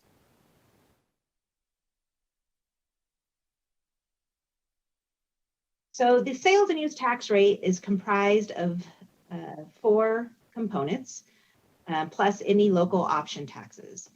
The base tax rate is 6.85%, which has an allocation of 2% that goes to the state general fund.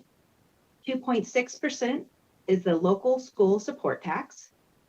The tax received is distributed to school districts where the businesses are located.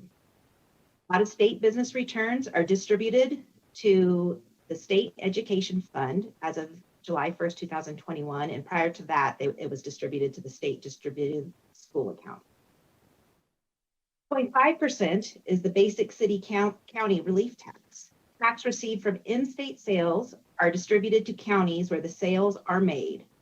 Out-of-state sales are distributed based on the population ratio through the consolidated tax program to the local governments. 1.75% is the supplemental city county relief tax, and that is distributed to local governments based upon the consolidated tax program formula. Then we have the local option taxes that could be added to the base tax rate. Local option taxes are established by statute. NRS 374A allows a county the ability to impose a tax up to 1/8 of 1% for the cost of extraordinary maintenance, repair, or improvements of school facilities. NRS 377A 020 allows for a 0.25% tax for mass transit or the construction of public roads or in a county with a population less than 400,000 for the promotion of tourism. NRS 377B 100 allows a county under certain population requirements to impose a 0.25% tax for infrastructure. And NRS 543-600 provides for a 0.25% tax for flood control. On page 24 of the department's annual report, you can find each local government that has an option tax. And just as an important note, according to our annual report, sales tax revenues represent 69% of all the tax revenues collected by the department. This next slide details the state portion of the sales and use tax, which is outlined in NRS 372. The 2% rate has been the same since 1955. The most recent exemption was approved by the voters on November 6, 2018, which provides an exemption for the feminine hygiene products that became effective January 1st, 2019. The funding for the state portion is distributed to the state general fund.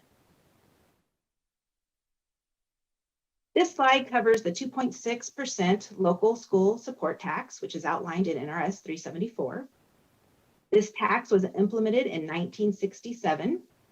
The current rate of 2.6% has been in place since July 1st, 2009.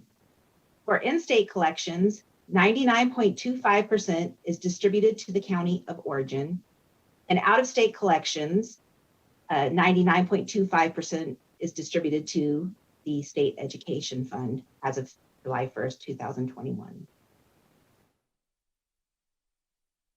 0.75% is distributed to the State General Fund. This slide represents the historical distribution changes for the local school support tax. In 1999, the General Fund Commission was reduced from 1% to 0.75%, where it remains today. The basic city county relief tax is outlined in NRS 377. The rate is 0.5% and was enacted in the 1969 legislative session. For in-state returns, 98.25% is allocated to the county where the sale is made. For out-of-state returns, 98.25% is allocated based upon a population ratio for distribution to local governments through the Consolidated Tax Program. 1.75% is distributed to the State General Fund for both in-state and out-of-state sales. Continuing on with the basic city county relief tax, this slide has the historical distribution changes. The distribution that is used today has not changed since 2009. Supplemental city county relief tax is outlined in NRS 354 and 377. The rate is 1.75% and was enacted in the 1981 legislative session. The current distribution is 98.25%, which goes to the local governments through the Consolidated Tax Program's distribution formula, and 1.75% is distributed to the State General Fund. This slide details out the amendments of the supplemental city county relief tax. And this slide continues the amendments to the tax distributions. The current rates of 1.75% going to the General Fund Commission has been in effect since 2009. These are the counties who have local option taxes. I do apologize for the small print on these slides. Hopefully the documents in the packet were easier to read. And just as a reminder, all this information is available in our annual report, which is on our website. This map shows the sales and use tax rates by location. Clark County has the highest sales tax rate of 8.375%. And Humboldt, Eureka, Mineral, and Esmeralda counties have the lowest sales tax rate of 6.85%. I will now turn it back to Deputy Roebuck to explain the Taxpayer Bill of Rights. Thank you, Director Hughes. Deputy Roebuck here. The Taxpayer Bill of Rights is published on our website and available as a pamphlet. You can find it listed under the publications on our website. It includes an expanded explanation of each tenet of the Bill of Rights set forth in NRS 36291. Our philosophy is simply stated. Most people want to pay the tax and they want to pay what they owe on time and in full. And an important part of our job is to explain the taxpayer's rights and responsibilities as clearly as possible.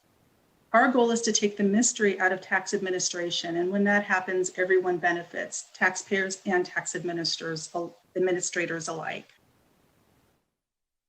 We have several opportunities for assistance and education available for taxpayers and the public.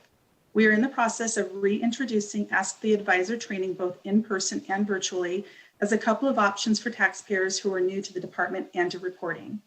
The department publishes tax notes, technical bulletins, and FAQs on a wide variety of topics. We strive to provide plain language explanations to enable taxpayers to report correctly and timely. We have a call center and district offices that are located in Reno, Carson City, and Las Vegas. The department has certain responsibilities, including confidentiality of taxpayers' information. The department and its employees are bound to NRS 360-255, which protects taxpayer information with specific, limited exceptions as detailed in the full statute. Taxpayers who are registered for a seller's permit, also known as a sales tax permit, are required by law to file tax returns the end of the month following the reporting period. The filing frequency could be monthly, quarterly, or annually. That's dependent upon the sales volume. The total gross receipts, total exempt sales, and total taxable sales for the reporting period must be reported in each county that the sales took place.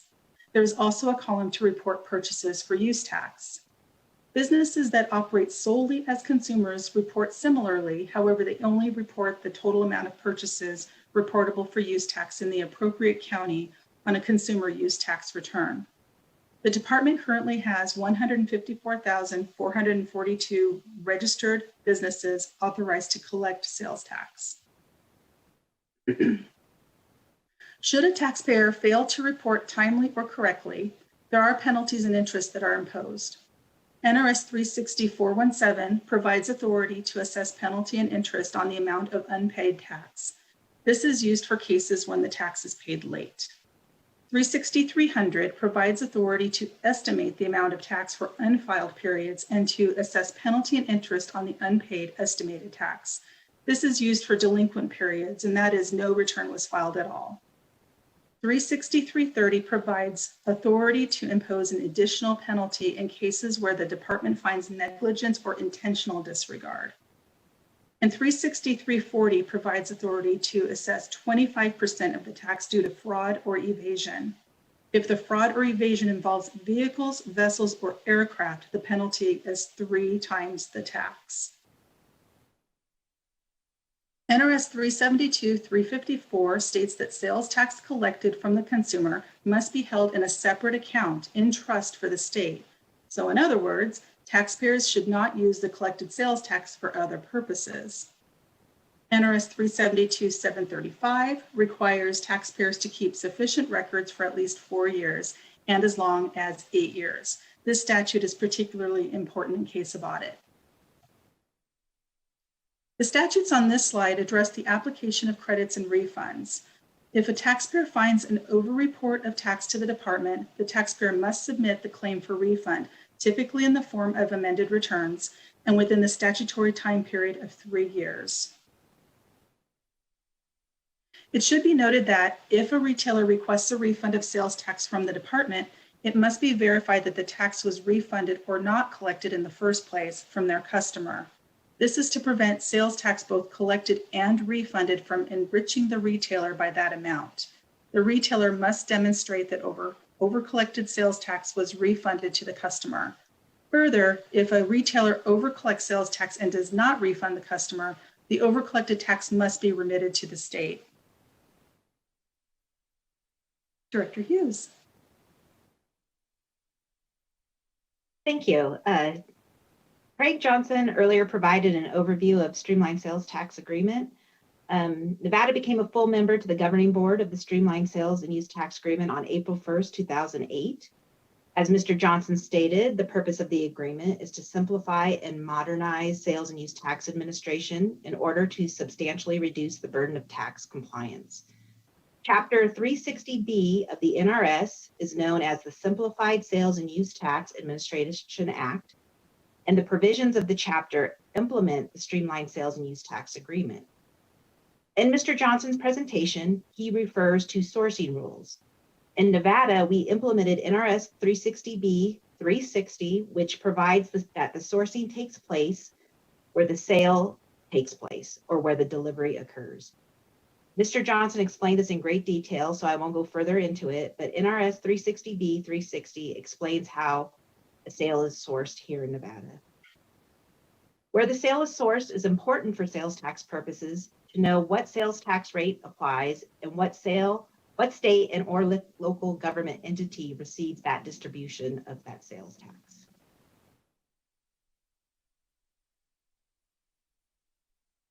So now, I apologize. Yeah, so- Director Hughes, I'm Yeah. sorry. I mean, like, we don't have to recap those Right. slides. I mean, because we pretty much covered those. I think the next 4 we've covered under Craig Johnson. Yeah. So 1, 2, 3. So, There would you might like be to start 5. off with- Yeah, skip that one too. Sorry. Okay. I think we can skip Nexus. And- Well, yeah. yeah, we can. Do you want to talk about Nexus? I apologize. No. Okay. You don't need to. Because we Maybe- talked about those. I don't want to get like redundant. I Certainly. agree. Yeah, so skip that one. There we go. All right. We're on audit. Okay. I guess I get to do all the talking today. Just kidding. Okay, so Deputy Director Jennifer Roebuck again. This slide includes authority to investigate or audit the books of taxpayers to assure compliance. Auditors are basically checking the taxpayers' homework. They don't collect any money as part of their duties. Audit selection can occur for a number of reasons. The most common is random selection. Once a taxpayer has been selected, the audit case is assigned to an auditor who contacts the taxpayer by telephone. They discuss the audit scope and any necessary records, and they schedule a date and time that's convenient for both parties for the audit to start. A letter to confirm is sent to the taxpayer so that they can properly prepare for the audit. The audit period is generally 3 years, but it can be as long as 8 years if the taxpayer did not file returns. Usually auditors test the reporting by selecting a sample of transactions to review. Auditors compare the taxpayer's books with what was reported to the department and make any adjustments if errors are identified.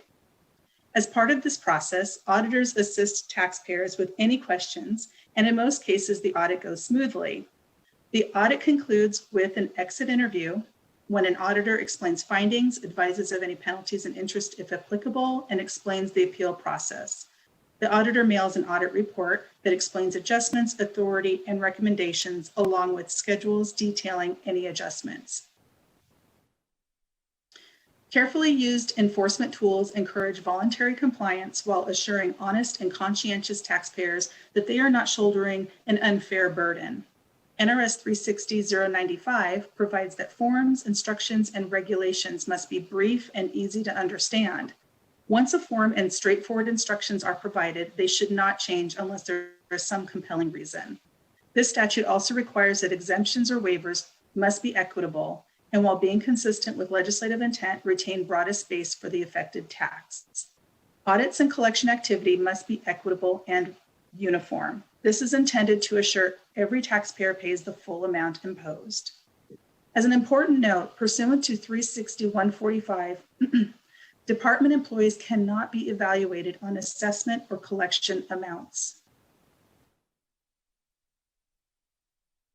Let's see. So we have a few options to assist taxpayers, including compromise of taxpayers' liability, possibility to waive or reduce interest and penalty. We have provisions to adopt regulations for payment plans, and also to do voluntary disclosures for taxpayers who have not been registered or filing returns. And they must not have been contacted or investigated by the department. So the taxpayer in this case comes forward voluntarily, files returns, pays the tax due, and applies for a waiver of penalty and interest under this program. So in order to wrap this up quickly so we can move on to the next agenda item, I just wanted to let you know that the rest of the slides discuss the department's appeals process, how a taxpayer can request an advisory opinion that explains how tax applies to their specific situation.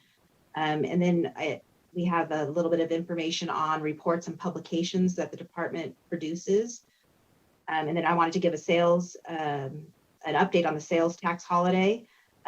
So all that information is in your packet, and please feel free to reach out to me if you have further questions on what's there.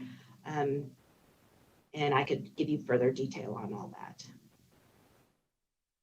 So thank you, Director Hughes and tax team.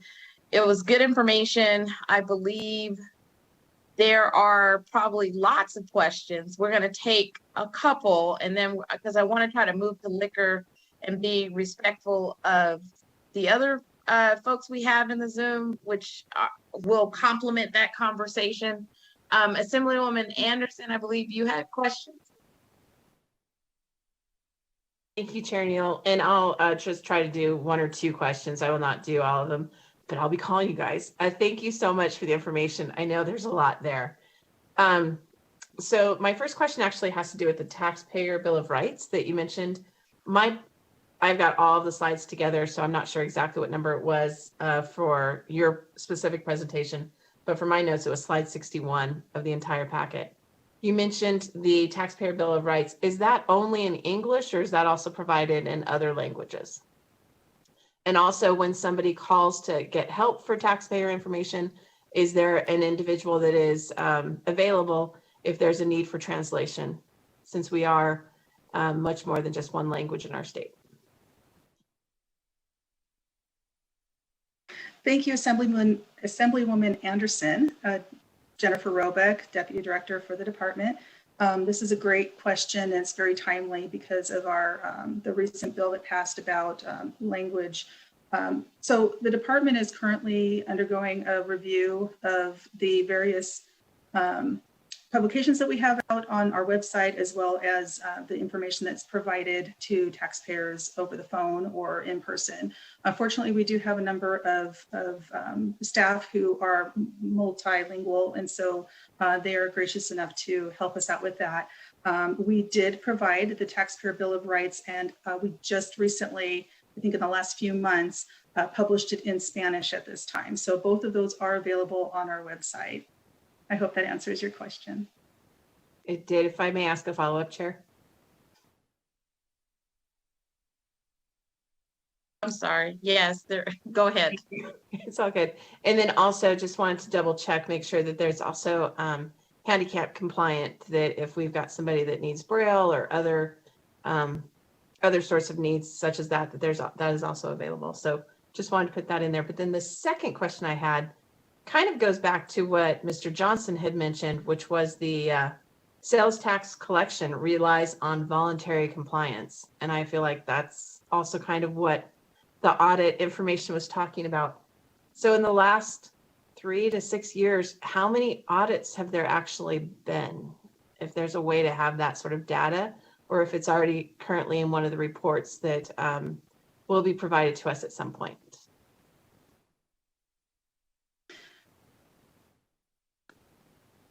Thank you, Assemblywoman Anderson, Deputy Director Jennifer Roebuck. So this is a great question as well. You know, as you know, like many agencies, our audit section is depleted of staff. Not totally, but we have done a number of audits. As far as the actual number, we'll have to follow up with you on that. I can tell you that you know, as I mentioned before, department staff cannot be held to the amount that's been collected. However, they're held to their efficiency as well as their thoroughness when they perform audits. That actually is my background. I was in audit for 10, 12 years, I want to say. And so that is something that is really, really important to me, as well as trying to increase the number of audits, as well as the level of education and training that each auditor receives in order to do some of these more complex audits, including the various taxes, as well as these marketplace facilitators, that sort of thing. These very large taxpayers that we have, we want to make sure that everybody has an equal opportunity to be audited. So if I don't remember exactly if the number of audits is contained in a packet that you may have received, but I am sure that that can be provided to you as well. Great. Thank you so much. And thank you, Chair. Thanks. Any additional questions before we move? Yeah, I won't. I know I'm going to hit you guys up with some questions because I was wondering about I just have one really. The retailer statute, which says that you're a retailer if there's more than 2 sales in a year and 12 months. And I was just wondering, because, you know, when we did Wayfair, it's 200 transactions. And so that just sounded like maybe there's inequity in the law that we might need to create parity around. I'm not sure though. Chair Neal, Deputy Director Jennifer Roebuck, if I can probably attempt to answer your question there. So the definition of retailer has been in statute for a number of years. I have to pull it up and see exactly how long, but that really comes down to the taxpayers who have a presence in our state currently. And so the 200 transactions, that's more specifically for the remote sellers as a result of that law that passed in 2019. So if a taxpayer does not have any physical presence in our state at all, then that's where the remote seller statute would apply. I hope that answers your question there. Okay, got it. All right, so are there any additional questions on the sales tax portion? We're gonna move to liquor tax. Okay, seeing none. We will go ahead and move to, because Department of Tax is also going to kick off the conversation on liquor tax, but I wanted to give a special note here.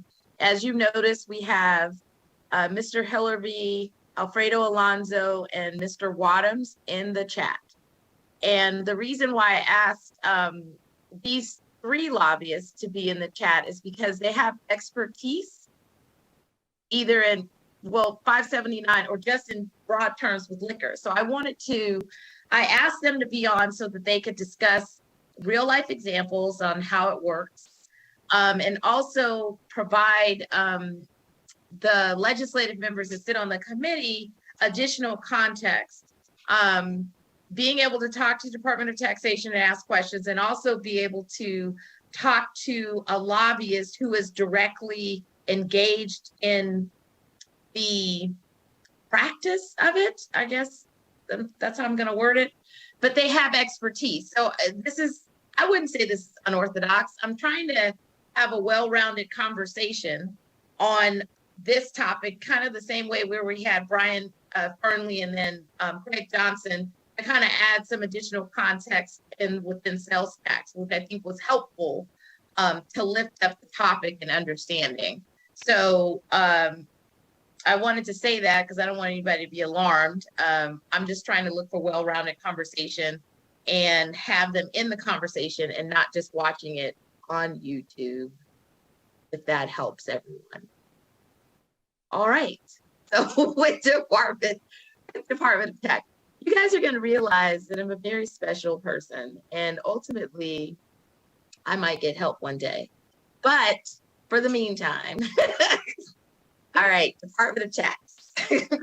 Thank you, Chair Neal. I think I'm right along there with you with being a special person. My name is Shelley Hughes, Executive Director for the department. For the record, I'm going to turn this agenda item over to the department's Chief Deputy, Melissa Flatley, and Excise Tax Manager, Jolynn Smith. They are the subject matter experts over liquor tax, and they will present the liquor tax information. Good afternoon, Chair Neal. My name is Melissa Flatley. I'm the Chief Deputy Executive Director. Jolynn is here to my right. I don't know how it's appearing on your monitors. I'm going to go ahead and share my screen. We don't have as many slides as you would have seen in your materials.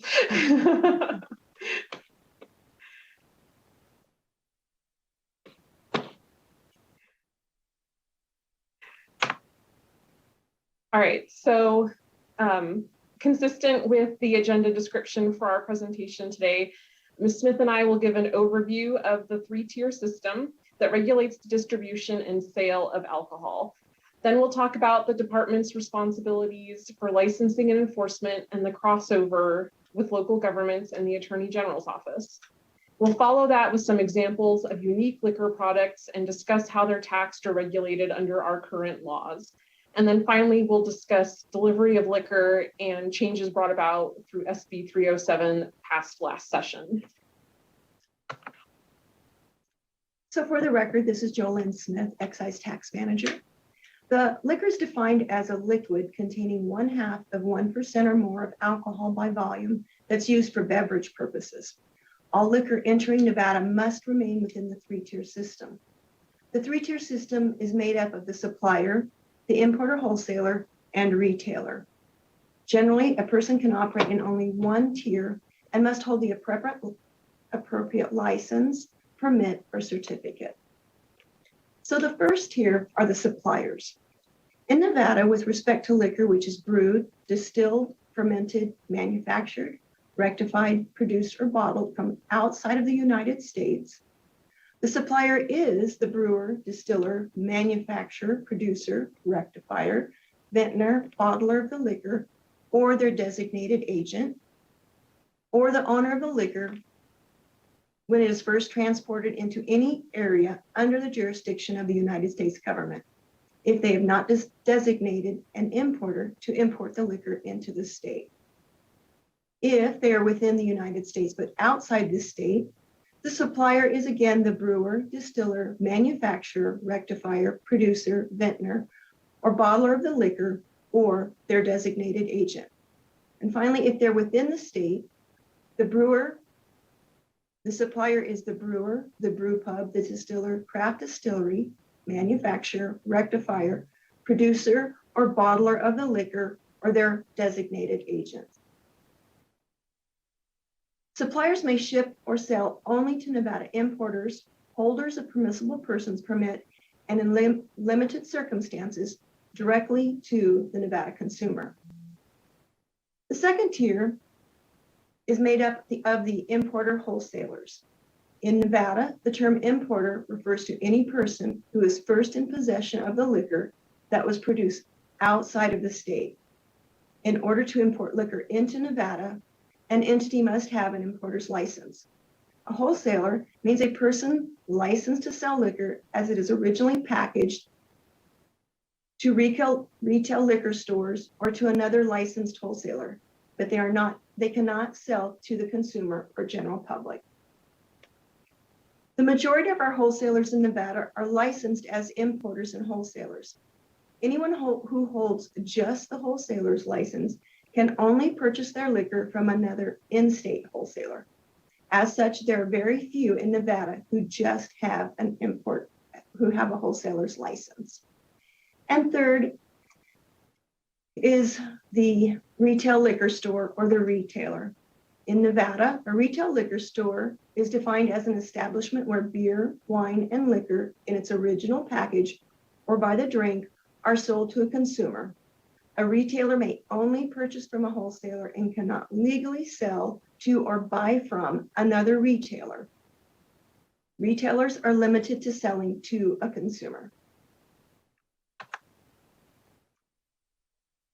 So although the general rule is that a business can occupy only one tier of the three-tier system, Nevada laws created several exceptions to those general prohibitions and has allowed for specific types of businesses that are both supplier and retailer, and to a limited extent, distributor.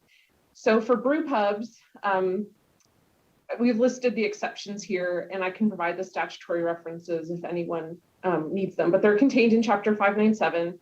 And they've all been amended a lot over the last few sessions with limitations on production, limitations on how they can transfer and to whom, and how they can sell their liquor to consumers. And that could be in a quantity limitation or a location limitation as examples.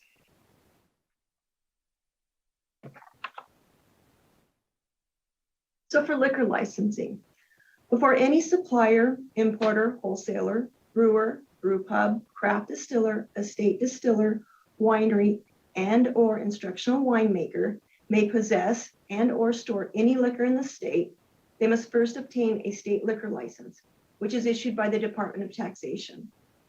In order to obtain a state-issued liquor license, applicants, except for suppliers, are required to submit their application to either the city or the county in which their business will be located. This then begins the initial review and approval process. Once the initial review process has been completed, the department receives their approval packet from the city or the county. for which their business will be located. This then begins the initial review and approval process. Once the initial review process has been completed, the department receives the approved packet from the city or the county, along with any of the required documents to finalize the review process, collect applicable bonds, fees, and then issue the license. Taxation does not license or regulate retailers. This is done at the city and county level. It is the responsibility of all local licensing authorities to review, approve, and issue all retail liquor licenses. So this slide represents the number of licenses that we currently issued by the department. And this slide represents the current liquor tax rates, licensing fees, and fines issued pursuant to the Liquor Awareness Program. Importer wholesalers pay the combination of the license fees. The importer fee is determined on what they'll be importing. It's common practice for importers to get their license so they can import and sell wine, beer, and liquor. And they must get the corresponding wholesale license so the product can be sold. So who pays the tax? The liquor tax is imposed on either the licensed importer, in-state manufacturer, and in some instances, the supplier. Nevada licensed manufacturers report and pay the tax after the liquor is bottled or packaged and ready to be sold. Manufacturing liquor within the state can be done by a brewer, brew pub, distiller, estate distiller, rectifier, and/or a winery. Rectifiers may import bulk neutral or distilled spirits for the express purpose of rectification and report and pay the tax after rectification process is done and the liquor is bottled or packaged and is ready to be sold. Importers of liquor must pay the tax after receiving the liquor in the state. Currently, all suppliers must be registered and hold a current certificate of compliance. Suppliers can ship to consumers under the 1 gallon or 12 case exemption.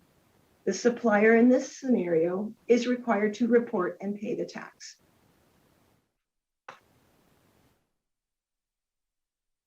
This is an example of some of the surrounding states' liquor taxes.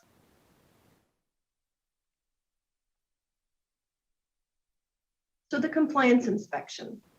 According to a survey done in 2020 by the National Liquor Law Enforcement Association, our investigators have approximately 1,116 liquor outlets to inspect. Nevada has the third highest ratio of liquor outlets to enforcement staff. The compliance audit investigators are responsible for ensuring all remain in compliance with NRS 369, NRS 370, and NRS 370A. These are the liquor, cigarette, and other tobacco products, as well as the Master Settlement Agreement statutes. These positions work with taxpayers to help them understand Nevada tobacco and liquor laws and how to remain in compliance. If product is found that is not in compliance, it is deemed contraband product and is subject to seizure.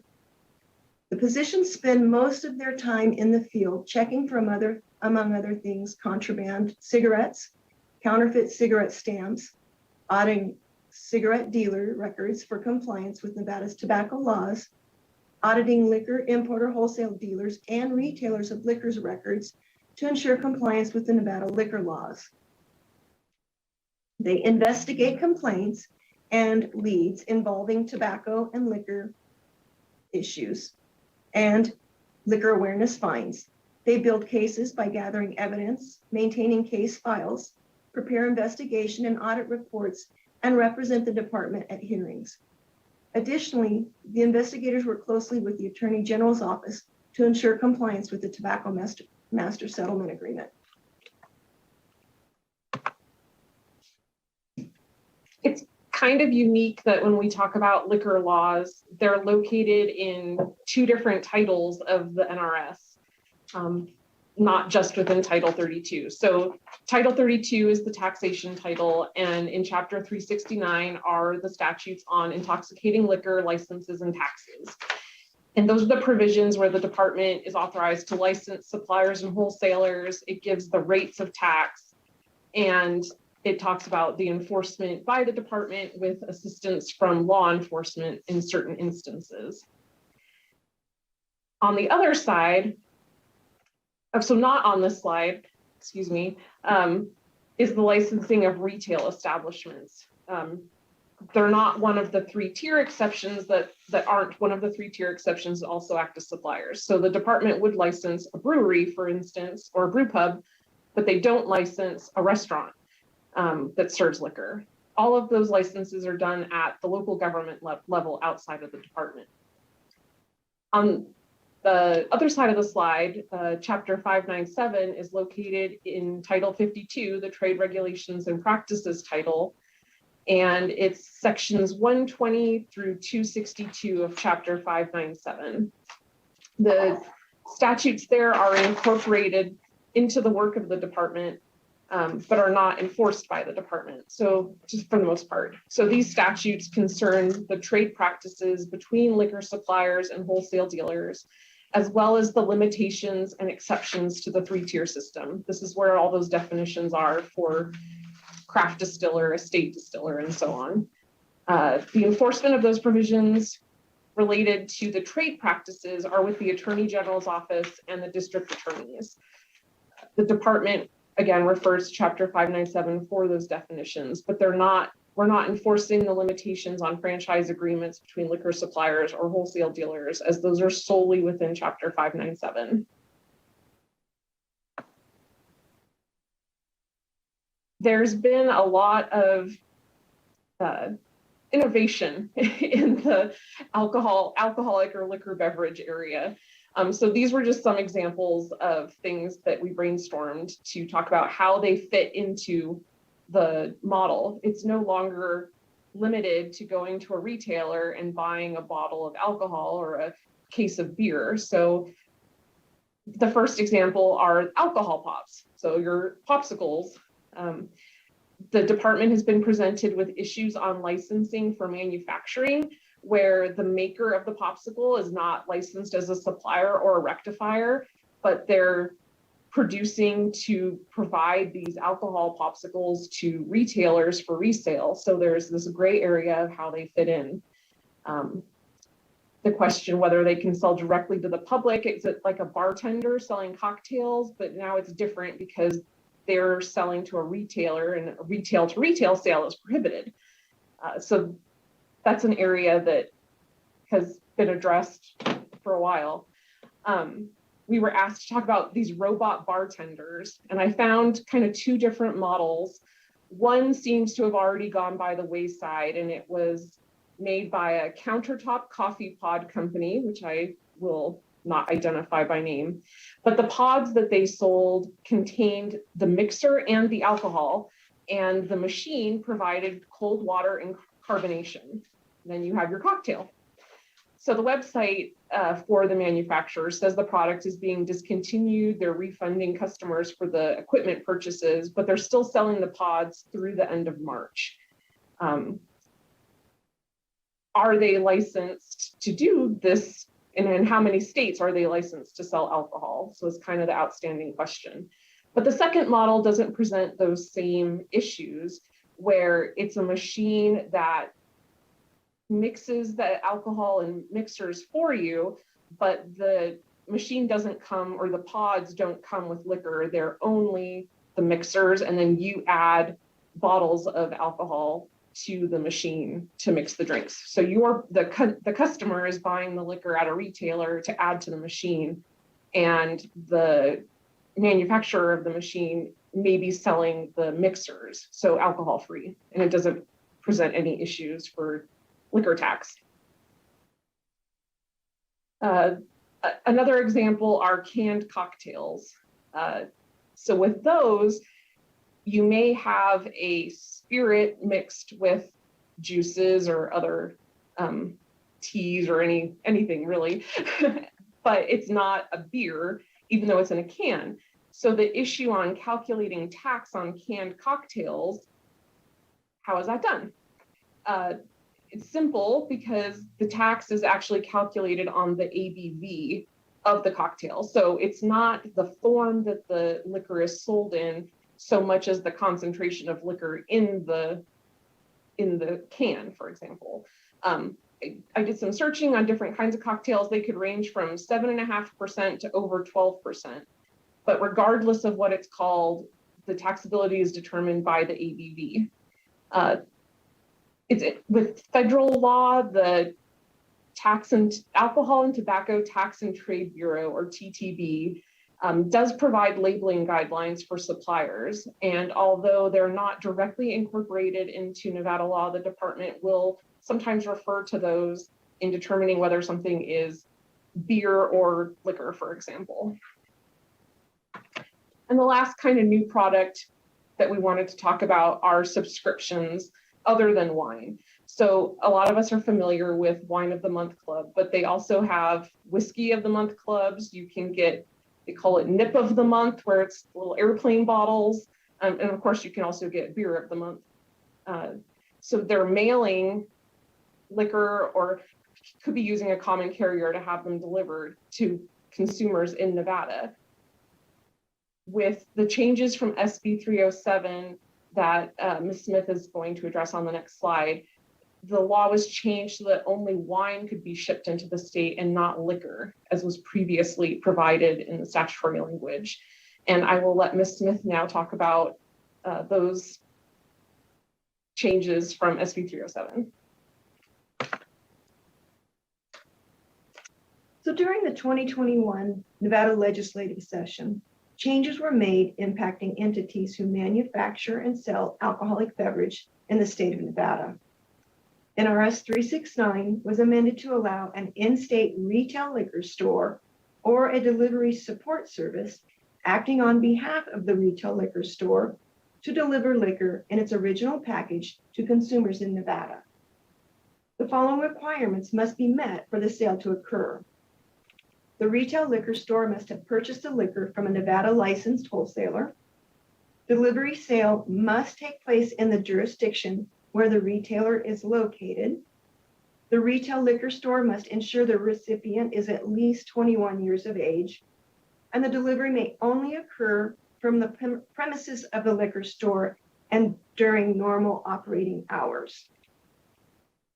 NRS 369-430 was amended and changed from any out-of-state vendor and was replaced with any out-of-state supplier. Prior to July 1, 2021, any out-of-state vendor could apply to become a supplier and hold a certificate of compliance. With the passage of SB 307, only those entities meeting the definition of a supplier pursuant to NRS 369-111 would be issued a certificate of compliance. Also, 369-462 was amended to allow for shipping of only wine to consumers in Nevada. Certificate of compliance holders may no longer ship beer or spirits to any consumer in Nevada. And this is a slide that projects our most recent liquor tax revenue. I believe the Fiscal Analysis Division also prepared exhibits on liquor tax revenues and rates that are in your packet. They will be discussing these in more detail. And I want to say there was a correction to the data on this slide compared to what's in your meeting materials. When the slide was created, the figures, when I added the figures for fiscal year 20 and 21, I mistakenly included the receipts for licenses and fines. And the slide that you're seeing on the screen now was updated to reflect only the tax revenue.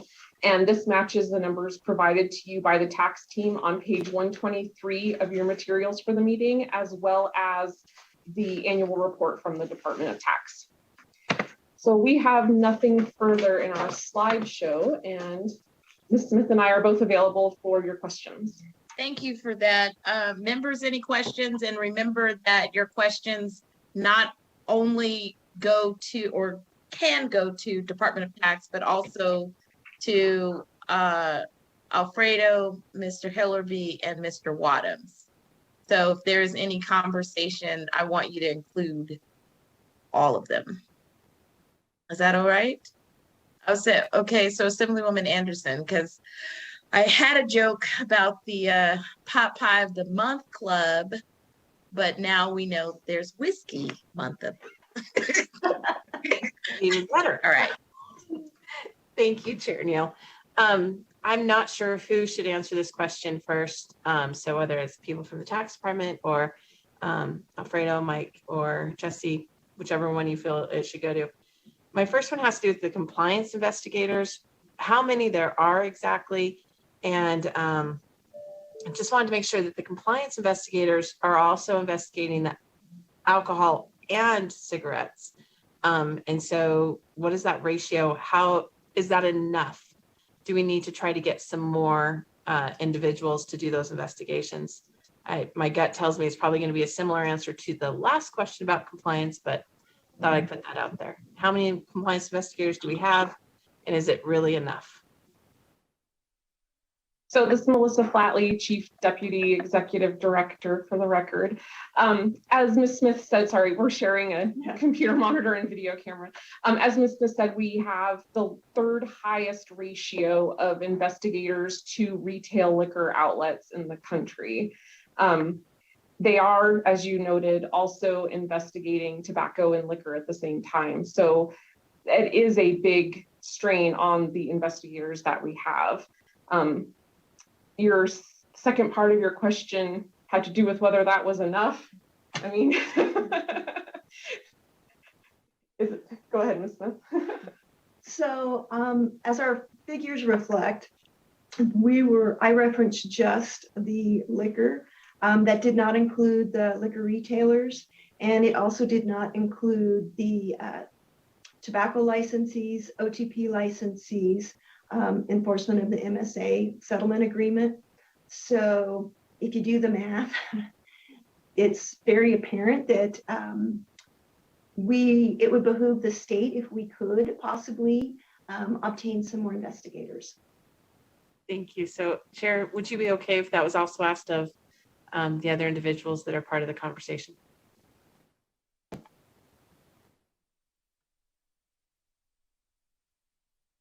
Does that include us, I guess? I'm assuming so. Yeah, feel free to answer that. And again, I won't speak for tax. I think if you look at like a state like Idaho, they are, in fact, most of the Western states are vastly different from how we sell liquor and how we license it. For instance, Idaho, Utah, Washington, and there are probably others that are ABC states. And ABC states mean that all the spirits and I think it's everything but for beer and in some cases wine are sold from state stores. So they're able to self-fund through those sales. To give you an idea, and those of you that have sat on Waze know this to be true, they spend a little bit more than we do. I think it's Idaho is looking at about 27 million for next year alone on liquor enforcement, which is a big number. And I wanted to clarify a couple of things with respect to the delivery of liquor. 307, and the best way to probably put this is terms change over the years. It's our lawyers and our folks' position that it's always been illegal to purchase liquor out of state and have it delivered, because there's no way to collect the excise tax. As you heard from the Streamline sales tax individual, it's hard enough to collect sales tax. It's almost impossible to require anyone to sell or to collect excise tax, except suppliers. And suppliers, that's where tax has a hammer and can say, hey, I'm sorry, but I won't let you sell into the state of Nevada again, both to restaurants, to our casinos, to anybody. if you don't do this right. And so that's in the statute that requires them to collect that excise tax. That's why it's always been, since it was placed in the statute, legal for wine and wine clubs, as long as it's either the winery or a agent of the winery that can do that. Section 6 of 307 basically simply said you can't get a certificate of compliance in the state of Nevada if you are just a retailer in the state of California. In other words, you can't just pretend to be a supplier. Those individuals have been around for some time now, unfortunately. In fact, the court case called Chateau Vegas, where the judge opined with Southern Glazer Wine and Spirits that, in fact, Chateau Vegas was an illegal entity. They were acting as a importer wholesaler. They were selling wine in the state of Nevada. There was no custody, so they had no agreement with the wineries whatsoever. No one knew where they actually received this product, and there was no excise taxes paid on it. So I think the attempt here was to, again, make sure that in a state like ours, where the enforcement capabilities are limited, that you can in fact collect those taxes and do so efficiently. Again, we're very different. We have most of our collection of excise taxes done on-premise sales. That's why you don't see those numbers go up like they did around the country during the pandemic. Our numbers went down, and the reason they went down, in a lot of cases, some of our wholesalers had dropped drastically because of our on-premise sales, i.e. casinos, restaurants, etc.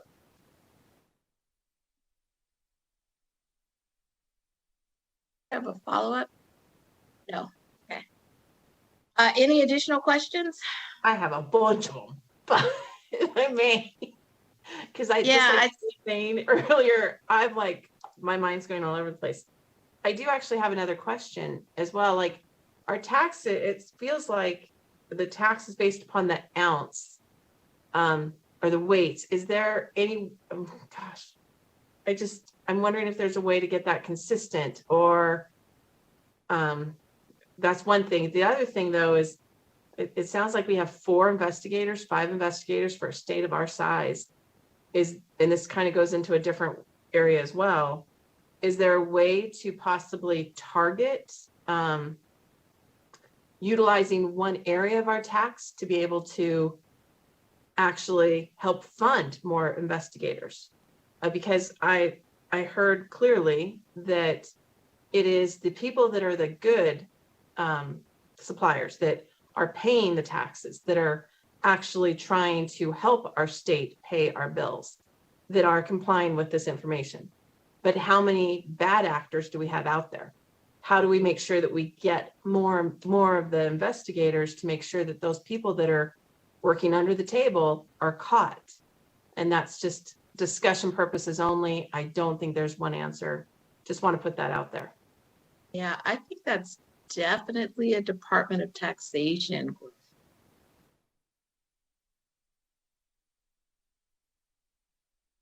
So Melissa Flatley, Chief Deputy Executive Director, for the record. I can respond to the first part of your question, Assemblywoman Anderson, about the rates. So it's determined by the alcohol content by volume. So regardless of how big the package is, it's still the ABV. So that's how the rate is standardized. And we had it on a slide. It's also in the annual report with what those rates are. So for example, over 22% alcohol content by volume, so over 44 proof, is $3.60 per gallon. So again, if it's a lighter alcohol, it's just still taxed by the gallon at whatever that rate is based on the concentration of alcohol.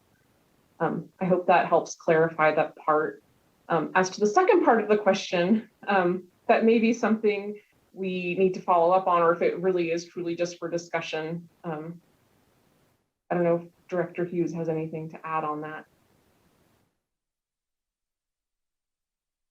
Thank you, Chief Deputy Flatley. I don't have anything to add, but we would certainly welcome, any follow-up questions you have, and we can provide you anything you request. Thank you for that. I think we have Assemblywoman Considine. No, because I just see your mic out. Okay, so are there any additional questions? Because I had a couple. So I had a question on the estate distillery popped up in the slides. And so they have a very unique, I guess it's a licensing type. So the way I understand it is they are set up, they're intended to, promote, I guess, investment, but then they also use agricultural products, and they seem to kind of cross over. And I wanted to get an understanding on, like, I guess, more information on how they work within this liquor system. Can somebody address that? This is Jolynn Smith. So the operation of a state distillery, we have craft distilleries. The estate distilleries, for lack of a better term, operate in a couple different areas of the three-tier system. They are able to manufacture the liquor only in certain quantities. They can also serve and sell at their location the liquor that they have manufactured. Anything else would still go through the three-tier system, as far as they can only sell to a wholesaler who, if they want to sell it into a retail location. They can sell, obviously, by the bottle in their own location, but anything off premise has to then be sold by the retailer, and that has to go through the wholesaler. And as a matter of fact, the estate distillers and such, they meet the definition of a supplier, so they are paying the tax once it has been finished and it's in bottled or in ready to be sold product. Madam Chair, Go ahead. I'm happy to sort of maybe add a little color to what Ms. Smith did, because she gave the perfect overview. And having actually licensed estate distilleries, basically how, essentially a state distillery functions a little bit differently than a craft distillery. A craft distillery takes any sort of products and makes whiskey, whatever it is. An estate distiller, because they use in-state products, so they grow their own wheat, I guess, or whatever it is, they barley, their own in-state products that their materials are all from in-state. So because of that, then they bump to a little higher level of privilege, essentially, to say, okay, you get a little higher level of cap room, you get a little higher level of ability to use in-state products. So it's a little bit of a give and take, right? Because they are using only in-state resources predominantly, then they get a little extra room to be a little bit larger functionally. And just as a quick note of aside, it says there were 6 licenses. There's actually only 2 state distilleries. One just happens to have 5 licenses because a quirk in the way the law is written, and each individual address has to have a license, but 5 of those licenses belong to one state distillery.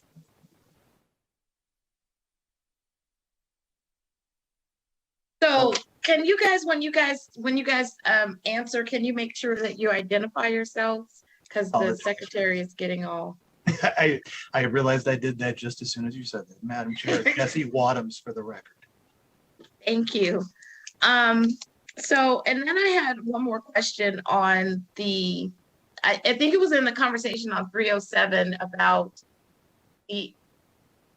Well, there were two conversations. The out-of-state sales, which I believe Mr. Alfredo, you brought up, and then what was on the slide. And I guess I'm trying to get more of an understanding on the history for the not allowing the out-of-state sales, because I guess the thing that popped in my mind, there was, if you're familiar, there was like a Tennessee, I know Nevada's different, but there was a Tennessee case where they were protecting the local, pretty much the local retailers. And I guess in my mind, initially what popped up was, why isn't that a P&I problem, right? Like, how are we able to do that, maintain that? What's the history behind the protectionism? So I can jump in and answer that. Alfredo Alonso, Madam Chair, and I think from a historical standpoint, again, we didn't have internet, many years ago. Obviously, the only way you could get your liquor was either bringing it in to the state of Nevada or purchasing it and having it shipped. Obviously, as times have changed, I can give you a great example of that. There was a statute that was, I believe, in the 90s that was specific to craft distilleries and allowing someone to go across the border and bring in liquor that they just purchased on their visit for personal use. That was a gallon. Years later, we then looked at that, and the way the lawyers would look at that is, well, that allows anybody to ship into the state. It never did. That was never the intention. But all of a sudden, our terms change, and now it's hard for historical perspective to say, oh yeah, we need to fix this because that was never the intention. Same thing applies with respect to the deliveries, personal deliveries. If you look at the statute specifically indicates what a supplier is. And those are the people that get certificates of compliance and or LTO8s. That is either the individual or the company that is making the product, and then they are selling it into the state of Nevada and the wholesaler is paying the tax. Or it is someone who is importing the product, and it could come from another country. There are various ways to import both internationally and nationally. And again, that importer wholesaler pays the tax. Now with internet sales, there was a question of that. And obviously vendor, there's nothing in the statute that says what a vendor is. And so that language was outdated. It never intended to say, hey, it's a free for all in the state of Nevada, go ahead and ship in. But what it did create is individuals that basically started selling gray market. And any supplier that knows this issue would tell you right away that affects their chain of custody, that affects their product and its integrity, that affects whether the customer is getting the real product or not, because it's not. Every single one of these wholesalers and importers have either an agreement or in Europe it's a little different. They're almost third parties that sell the liquor, but there's still agreements and contracts that they have with the importer wholesalers. So there's always a chain of custody. Department of Tax knows exactly what's coming in, how it's taxed. They ensure that the tax was collected before it's sold to the public. Unfortunately, because of that vendor language, you started seeing all these individuals pop up that were they were fake wine clubs. They never had the authority to sell that wine in the first place. They were in many cases. In one case, we found out recently, which was an impetus of making the change, was a California retailer, and he was not paying the taxes. He was not paying excise taxes. He would simply find the liquor wherever he could, and then he would get his certificate of compliance and sell it into the state of Nevada. It was so bad that in some cases, this individual would sell it and his people would would actually go to the hotel room of the individual buying it, so that our casino retail liquor licensee wouldn't even be selling the wine. So it'd be coming from a third party who wouldn't even be collecting the tax. And so that was the impetus for making that change and updating it. Now, I would tell you that some of the retailers, the online retailers out there, could very well come into the state of Nevada and get a liquor license, a retail liquor license, and they could continue selling. The problem is they don't want to. And that is the key here to all of this is any of these individuals, any of these companies, Total Wine's a great example. Total Wine is based in another state. However, they are also licensed in Nevada. So if you order things from them, you can have the wine shipped. You can pick up the spirits and other products on premises. And in fact, if it comes from another state, it gets shipped right to your local store and you can pick that up. So there are ways to do it to ensure the taxes are paid. And that was the purpose of it. I hope that makes sense. It does. It does. Mr. Hillerby? Thank you, Madam Chair. Michael Hillerby with Kemper Kroll. The only thing I would add to that, I think part of your question was how is the state able to do some of these things that you protect and I can't offer legal opinion, obviously, but the 21st Amendment for the state ours, and that saw the beginning of the three-tiered system. So it gave the states a great deal of leeway in how they regulate with public health and other concerns. So that's why these laws look so different from most of what you others, different from most of the other laws in other industries. Just a little bit of history. I appreciate that. And then members, I don't know if you had any questions, but I have one more to Department of Tax. So one of the type of licenses is that instructional winemaking. And when you were giving your example about the kits that come into the state, like you can get on Amazon and buy a kit that's a mixer. So it has the alcohol. It could even have the, something for a mojito, right? How is that treated tax-wise? Is that considered an instructional kind of liquor, even though it has a kit that's surrounding it? Does it fall under, is it something that has to be licensed under, I believe it's 597245, because I know there's crossover. And that's the instructional winemaking, but I'm wondering if it falls in that category, or is it just a free-for-all? Melissa Flatley, Chief Deputy Executive Director for the Department of Tax. So with the facts that you've provided, so 597245 is limited to winemaking. It looks like it's intended to address learning how to make wine at the premises of a company, and being able to make your own liquor, really, and then take it home with you. Exactly. So that's what I'm wondering about the kit, because the kit is it regulated? Are we regulating that, or is it just a product that's being sold and we're not aware of it? It's just kind of out there doing what it does. Because it's happening. You get it on Amazon. Yeah. I know this because I got a legislator, I won't name that person, a gift, but they could make their own spirits, I guess, as you say, or an end of session, get out of here gift. So you haven't given us the lead, don't worry. So I think the distinction is wine versus spirits. So like the kit you're buying, you're not making wine, you're making a cocktail.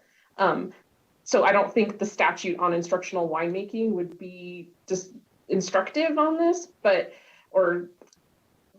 whether these are falling outside of the department's regulation, quite possibly. I don't know all of the conditions of how they're being sold, but that kind of goes into the same, I don't know where the origin is. So is it being shipped into the state? Is it wine or not? Because now we're prohibited from shipping anything but wine into the state.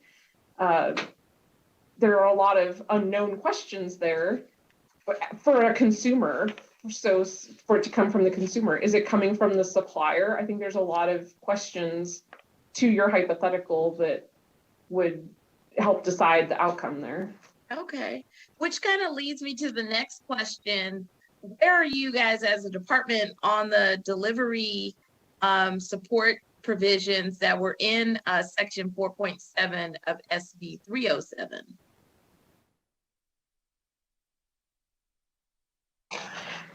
This is Jolynn. Are you referencing the delivery support as for the retailers?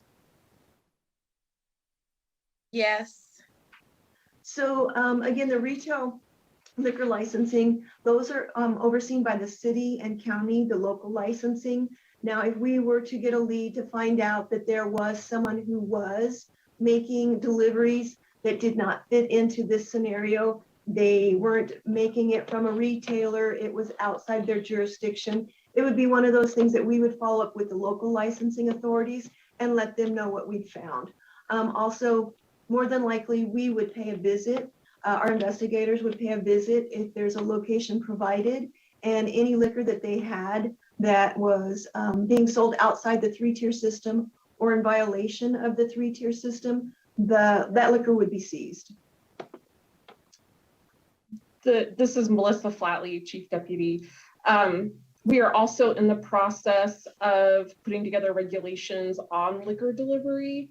It's R068-21, and I believe we've just recently, in the last 2 weeks, sent out the Small Business Impact Questionnaire, and we'll be scheduling a workshop on that regulation. Thank you for that. And then my final question, well, I had a question on craft distillery, but I had a question when in your examples, you were talking about I call it the liquor pop, but there's actually I guess it's liquor sorbet. You know, you can buy like a little container of ice cream, and I'm assuming it's sorbet or some version of sherbet or something, but it has liquor in it. And I'm assuming that it's treated the same way as the liquor pop, but this is a much larger, I guess, container because it's actually in an ice cream. And to me, it crosses over into a food item, but it's also liquor. And so I was wondering how it was treated. First of all, I didn't even know it existed until a couple weeks ago. I have a very special group of human beings that I surround myself with, and they seem to find all these very unique items. And I'm like, clearly I don't go into the frozen section. So I'm wondering how that's being treated by the Department of Tax. So for the record, again, Jolynn Smith. This is no different than during Christmas, you see the eggnog that has alcohol in it. There's other food products that have it, and there's ice creams, there's sorbet, there's I don't want to call it by name, but it's a margarita, but it's like in a little slushy. It still has to follow the three-tier system. It has to come from a supplier, has to be sold to the importer wholesaler, and the importer wholesaler then sells it to the consumer, and it is taxed on the alcohol by volume. Okay, so that was the bulk of my questions. I don't know if anybody had any additional questions, so we could try to move on. Are there any additional comments, Mr. Hillerby? Thank you, Madam Chair. Mike Hillerby with Kemper Kroll. The only thing I would add to the very thorough explanation that Tax had on, I believe it's page 110 in your packet, they describe between chapter 369 and 597. The last bullet point, enforcement by the AG and local law enforcement. 597 contains some really robust private right of action provisions, so that those aggrieved by violations by anyone in that three-tiered system or outside can seek monetary damages. Those include punitive damages, and in some cases, you can go personally after officers and employees. Just that it was important for the committee to know that, and that's an important part of the way the three-tiered system works. and that there is a fair amount of private right of action. Again, I think Mr. Alonso alluded to one of the lawsuits, one in particular that the wholesalers have brought in against some that was violated. So a great deal, or at least I shouldn't say a great deal, a certain amount, perhaps significant of that enforcement ends up being civilly brought by people who were aggrieved by that rather than necessarily from law enforcement.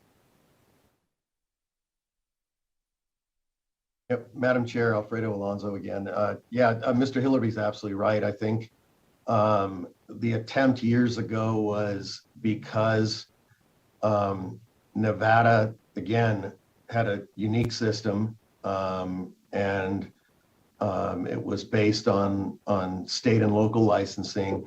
And I can't say enough how hard the tax department works on this issue with very few people. It's amazing that and if you start thinking about it, they're the folks that have to regulate illegal liquor at our convention authority, our convention center. So when people, and they do this, they will bring in liquor sometimes legally, sometimes not. It's not uncommon to have someone from that level to, providing liquor that isn't always real to our casinos. And then there's, at the lowest level, there's the guy that pulls up with the car and supplies a convenience store with liquor out of his trunk. So it's a thing. It's difficult to regulate, but they do a phenomenal job considering what they have. And I think where it makes a lot of sense and you start understanding how our system works, it's because, for instance, Mr. Hillary's client, every single time they drop off a load of beer at their wholesalers in Nevada, the wholesalers pay the tax immediately before they sell a drop. So that is a very efficient system that tax can look at and say, okay, I got X amount of dollars in excise tax. I got an X amount of product. I can audit this and make sure that it's accurate. And so that's the internal workings of it. And it costs the taxpayer very little money right now. I would argue we probably need a little bit more help on the enforcement side, but at least this way you kind of understand where everyone fits in the state. And Michael's right. Sometimes there's no choice but to sue civilly, as it was the case with the Chateau Vegas folks. They simply kept changing companies. And so every time tax figured out who they were next, they were someone else. And sometimes you have no choice. Okay. Thank you for that. So I appreciate this conversation. I don't know if members had any additional questions, but I'm going to move to the next topic. I'm going to let fiscal kind of briefly discuss the next agenda item, and because we're really going to move that agenda to the next meeting. But Mr. Gendon. Thank you, Madam Chair. Russell Gendon, Chief Principal Fiscal Deputy Analyst with the Fiscal Analysis Division, Legislative Council Bureau. And sort of, if you're okay, Madam Chair, I'll just sort of go through the stuff that was prepared by your Fiscal Division staff that's in the packet, and perhaps not go to it in any detail. And so thus I won't really share my screen unless after I go through it all, if you would like me to back up and have either myself or my colleagues, Joe Rio or Michael Nakamoto, go through it. So, okay, so in terms of Ms. Hughes is the executive director and the other taxation staff that have presented to you today. They were nice enough to meet with us in terms of prepping to prepare material for this meeting based on the direction we got from Chair Neal. And so as part of that effort was to, since we have varying degrees of exposure and experience as the members of this committee, coming out of the 2021 session and here being on at this interim, and hopefully, what the goal is that then these members would proceed into being members of revenue in the 23 session, is to attempt to compile some additional information to complement the information that was presented and prepared by the Department of Taxation. So under the liquor tax agenda item, you'll see in the packet, beginning on page 114 of the page numbers in the lower corners. Our table is showing the liquor tax rates by the different rates and also the statutory authority when they were originally put in place. And this would be under the alcohol by volume per gallon tax rate structure, as well as just some additional information there for in terms of the notes of the history of it. And then showing you the history of the tax rate changes since this alcohol by volume per gallon structure was put in place. And then additionally, beginning on page 121, again, in the lower right-hand corner, you'll see we compiled information going all the way back to FY 1990 in terms of the total liquor tax collections, the total general fund collections, and the total gallons, and letting you see the growth rates as well as the effective tax rate that comes out of those tax collections. Because again, as was presented to you, right, you have 4 different types of liquor category with 4 very different tax rates. So it creates interesting dynamics in the tax collections that you'll see when you look at just total tax collections over all those categories. So we additionally broke out the gallons by the different tax categories going back to FY 1990, as well as then what would be the imputed taxes, because you can see what we get and report in the economic form sheets in the Department of Taxation is the total taxes coming from all 4 types of the 4 different liquor taxes. And so, and then there's charts sort of showing you some of that. So you can get a perspective of the amount of gallons in relation to the taxes that are generated, because you can clearly see that beer has the highest number of gallons, but since they have the lowest tax rate per gallon, then the dynamics of the gallons in relation to the taxes being generated, I think is important information to keep in mind with regards to this tax.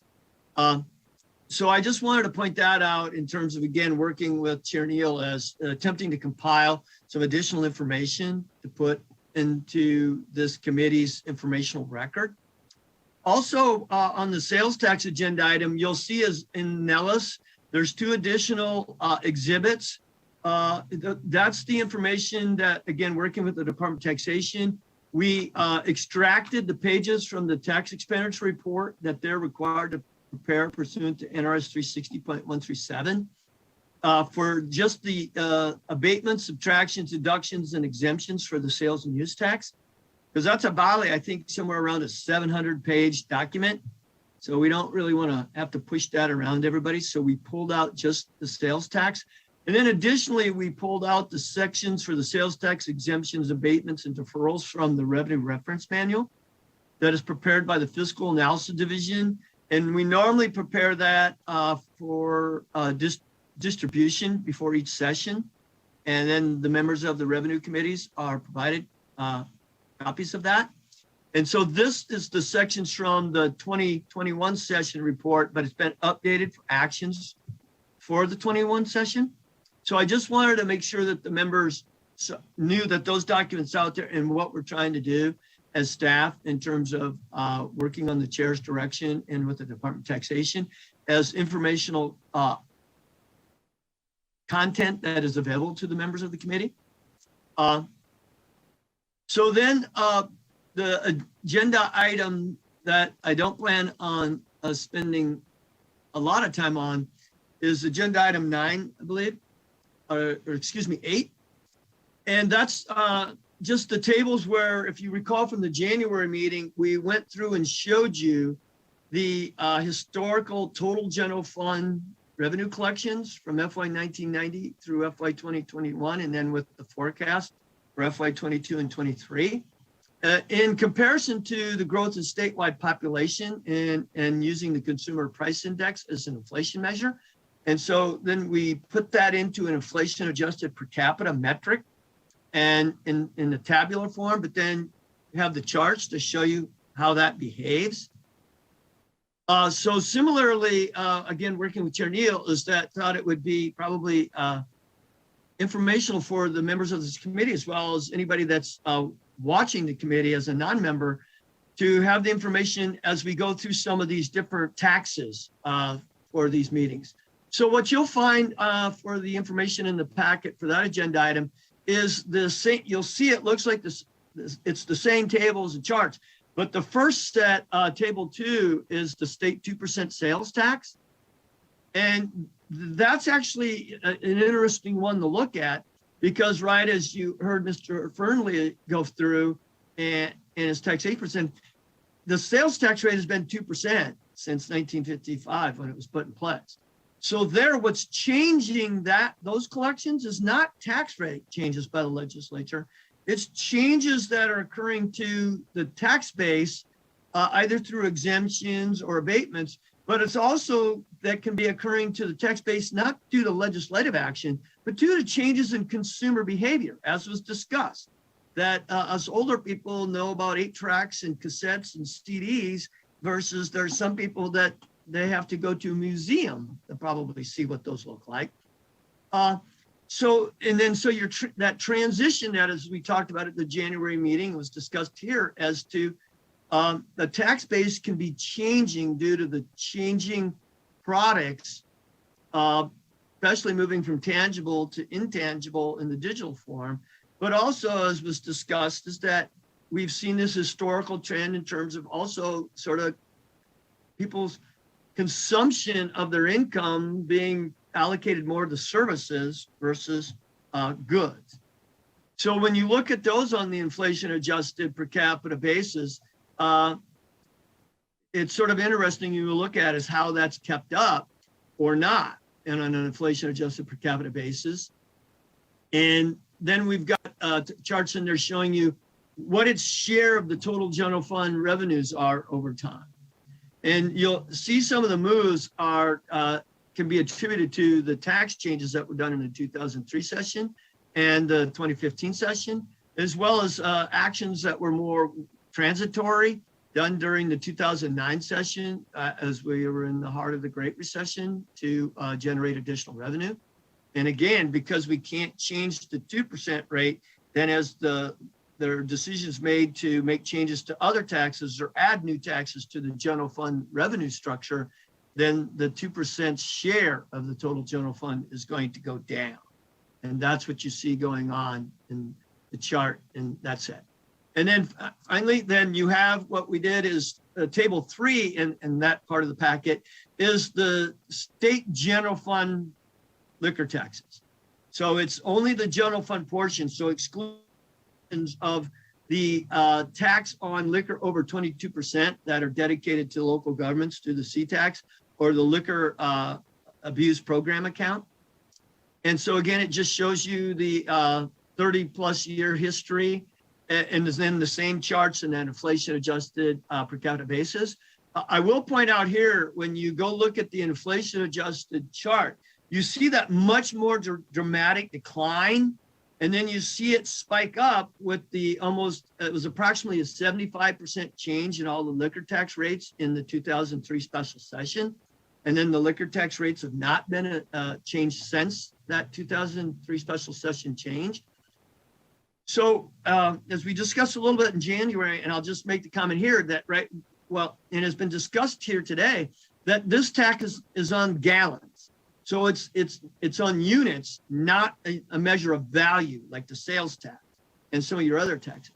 So that's why you expect to have the behavior that you see here, that it has the demographic component through the population and increasing over time. And obviously some share of that population is consuming alcohol. And then clearly, we have the visitors that come because to the state, primarily due to the gaming hospitality sector that we have in the state of Nevada. And so that helps hold up the demographic side, but because it's based on units, not value, you don't have an inflationary component to this tax. And so I just wanted to point that out when you would look at the chart. It's actually on page 143 of the packet, that you see it basically go down consistently over time, and then you saw it go up due to the 2003 tax change, and then it starts going down again in inflation adjusted per capita terms. And it would be interesting that statistically, we don't really have the ability to do that. But right, what's helping keep that probably not declining even more than you see there is the visitor sector that the state has.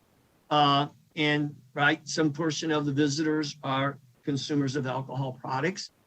And so we went, I think, somewhere from around, it was around 19 million visitors, I think, in FY 1990 to the, as reported by the Las Vegas Convention of Visitors Authorities, to approximately 42 million in FY 19 before the pandemic. So, right, it's more than doubled in terms of that 30-year period. And so that's obviously going to help hold up the liquor tax on an inflation adjusted per capita basis because, right, we have a tax structure that is tied to the visitors through the liquor tax, as well as one could make the same argument that you might see results like this for such as the cigarette tax. And then finally, the last agenda item there was the tables that we had at the last meeting and did not have time to present, and we'll go through here, but they're the actual versus forecast for FY 2022 tracking tables. So these tables were prepared and provided to the committee at the January meeting. They're being provided here at the February meeting, and the difference is we've added one more month of actual collections. And so, Madam Chair and members of the committees, possibly it will be more informational to update these tables and present them perhaps at the March meeting, because we'll be getting the information for the second quarter for the quarterly taxes here at the end of this month. And so we can then again update these tables with the actual collections through February. So that would add another month of the monthlies and add the second quarter of the quarterlies. So at the March meeting, we would be able to come in and basically tell you where the actual year-to-date collections are in relation to the forecast, with a little more than half of the fiscal year on the books in terms of actual collections. And so, Madam Chair, that was the comments I wanted to make, to just try and have the members know some of the additional material that we had prepared in terms of coordinating with staff in the Department of Taxation to try and share the allocation of labor, to put some of this information together based on your direction to us as chair, to get some additional information into this committee's record that can possibly be used this interim, as well as continuing in as used for the 2023 session. And so I'll make the offer as your legislative staff to any of the members that if you do have a chance to look at this and have questions, please let us know. Also, as a legislator, if you would like us to be able to go through this with you in a separate meeting as a legislative request, also please let us know and we can make arrangements to do that. And with that, Madam Chair, those were the comments I wanted to make, and I appreciate you allowing me to do so. Thank you. And thank you to fiscal team for the data, because it's good data. And I'll give the committee a little bit of background. Part of the conversation that we're having in the interim around also, modernization is examining the structure of the specific taxes and trying to see if, if we're capturing the growth and how products start to deviate. Within the conversation that Mr. Gendon brought up about the liquor tax not being affected per se by inflation, we had a conversation about, should there be a certain kind of blending when we create tax policy that is not, that kind of is buffered against some economic activities such as inflation, and whether or not I should be thinking about how to build a better tax policy that supports the state long term. It's almost like I'm kind of working I won't be here long enough, but working myself out of a revenue position, because I'm trying to figure out, as I said in the first meeting, how to modernize, how to stabilize, and how to figure out what the tax policy should be going forward that gives a solid foundation for our state, so that we are not every session going back and looking for the big ticket industry to tax.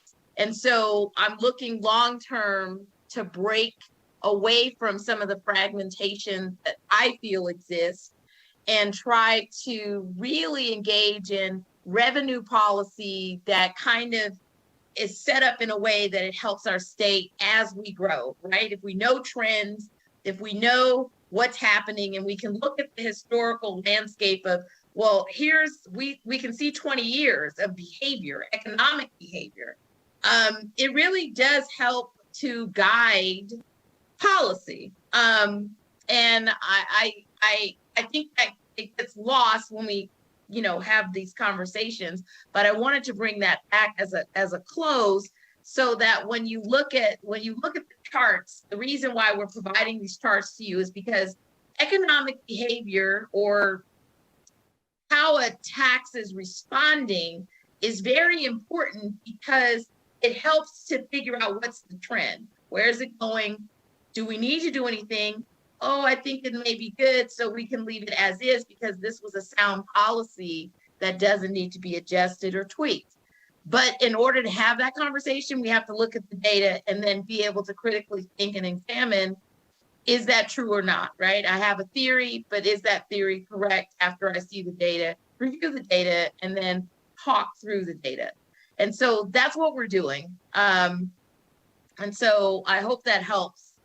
And so what we're going to do is close this meeting. We're going to push the other agenda items to the next meeting.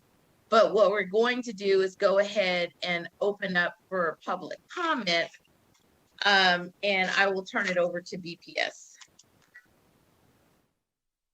Chair, the line is open and working, but there are no callers at this time. Okay, thank you for that. So members, because I didn't ask if anybody had any questions, I don't know if you have a burning question that you have right now, but if you do, we could take that really quickly. If not, follow up with fiscal via email. Does anybody have anything burning that they need to get off their chest right now, or no?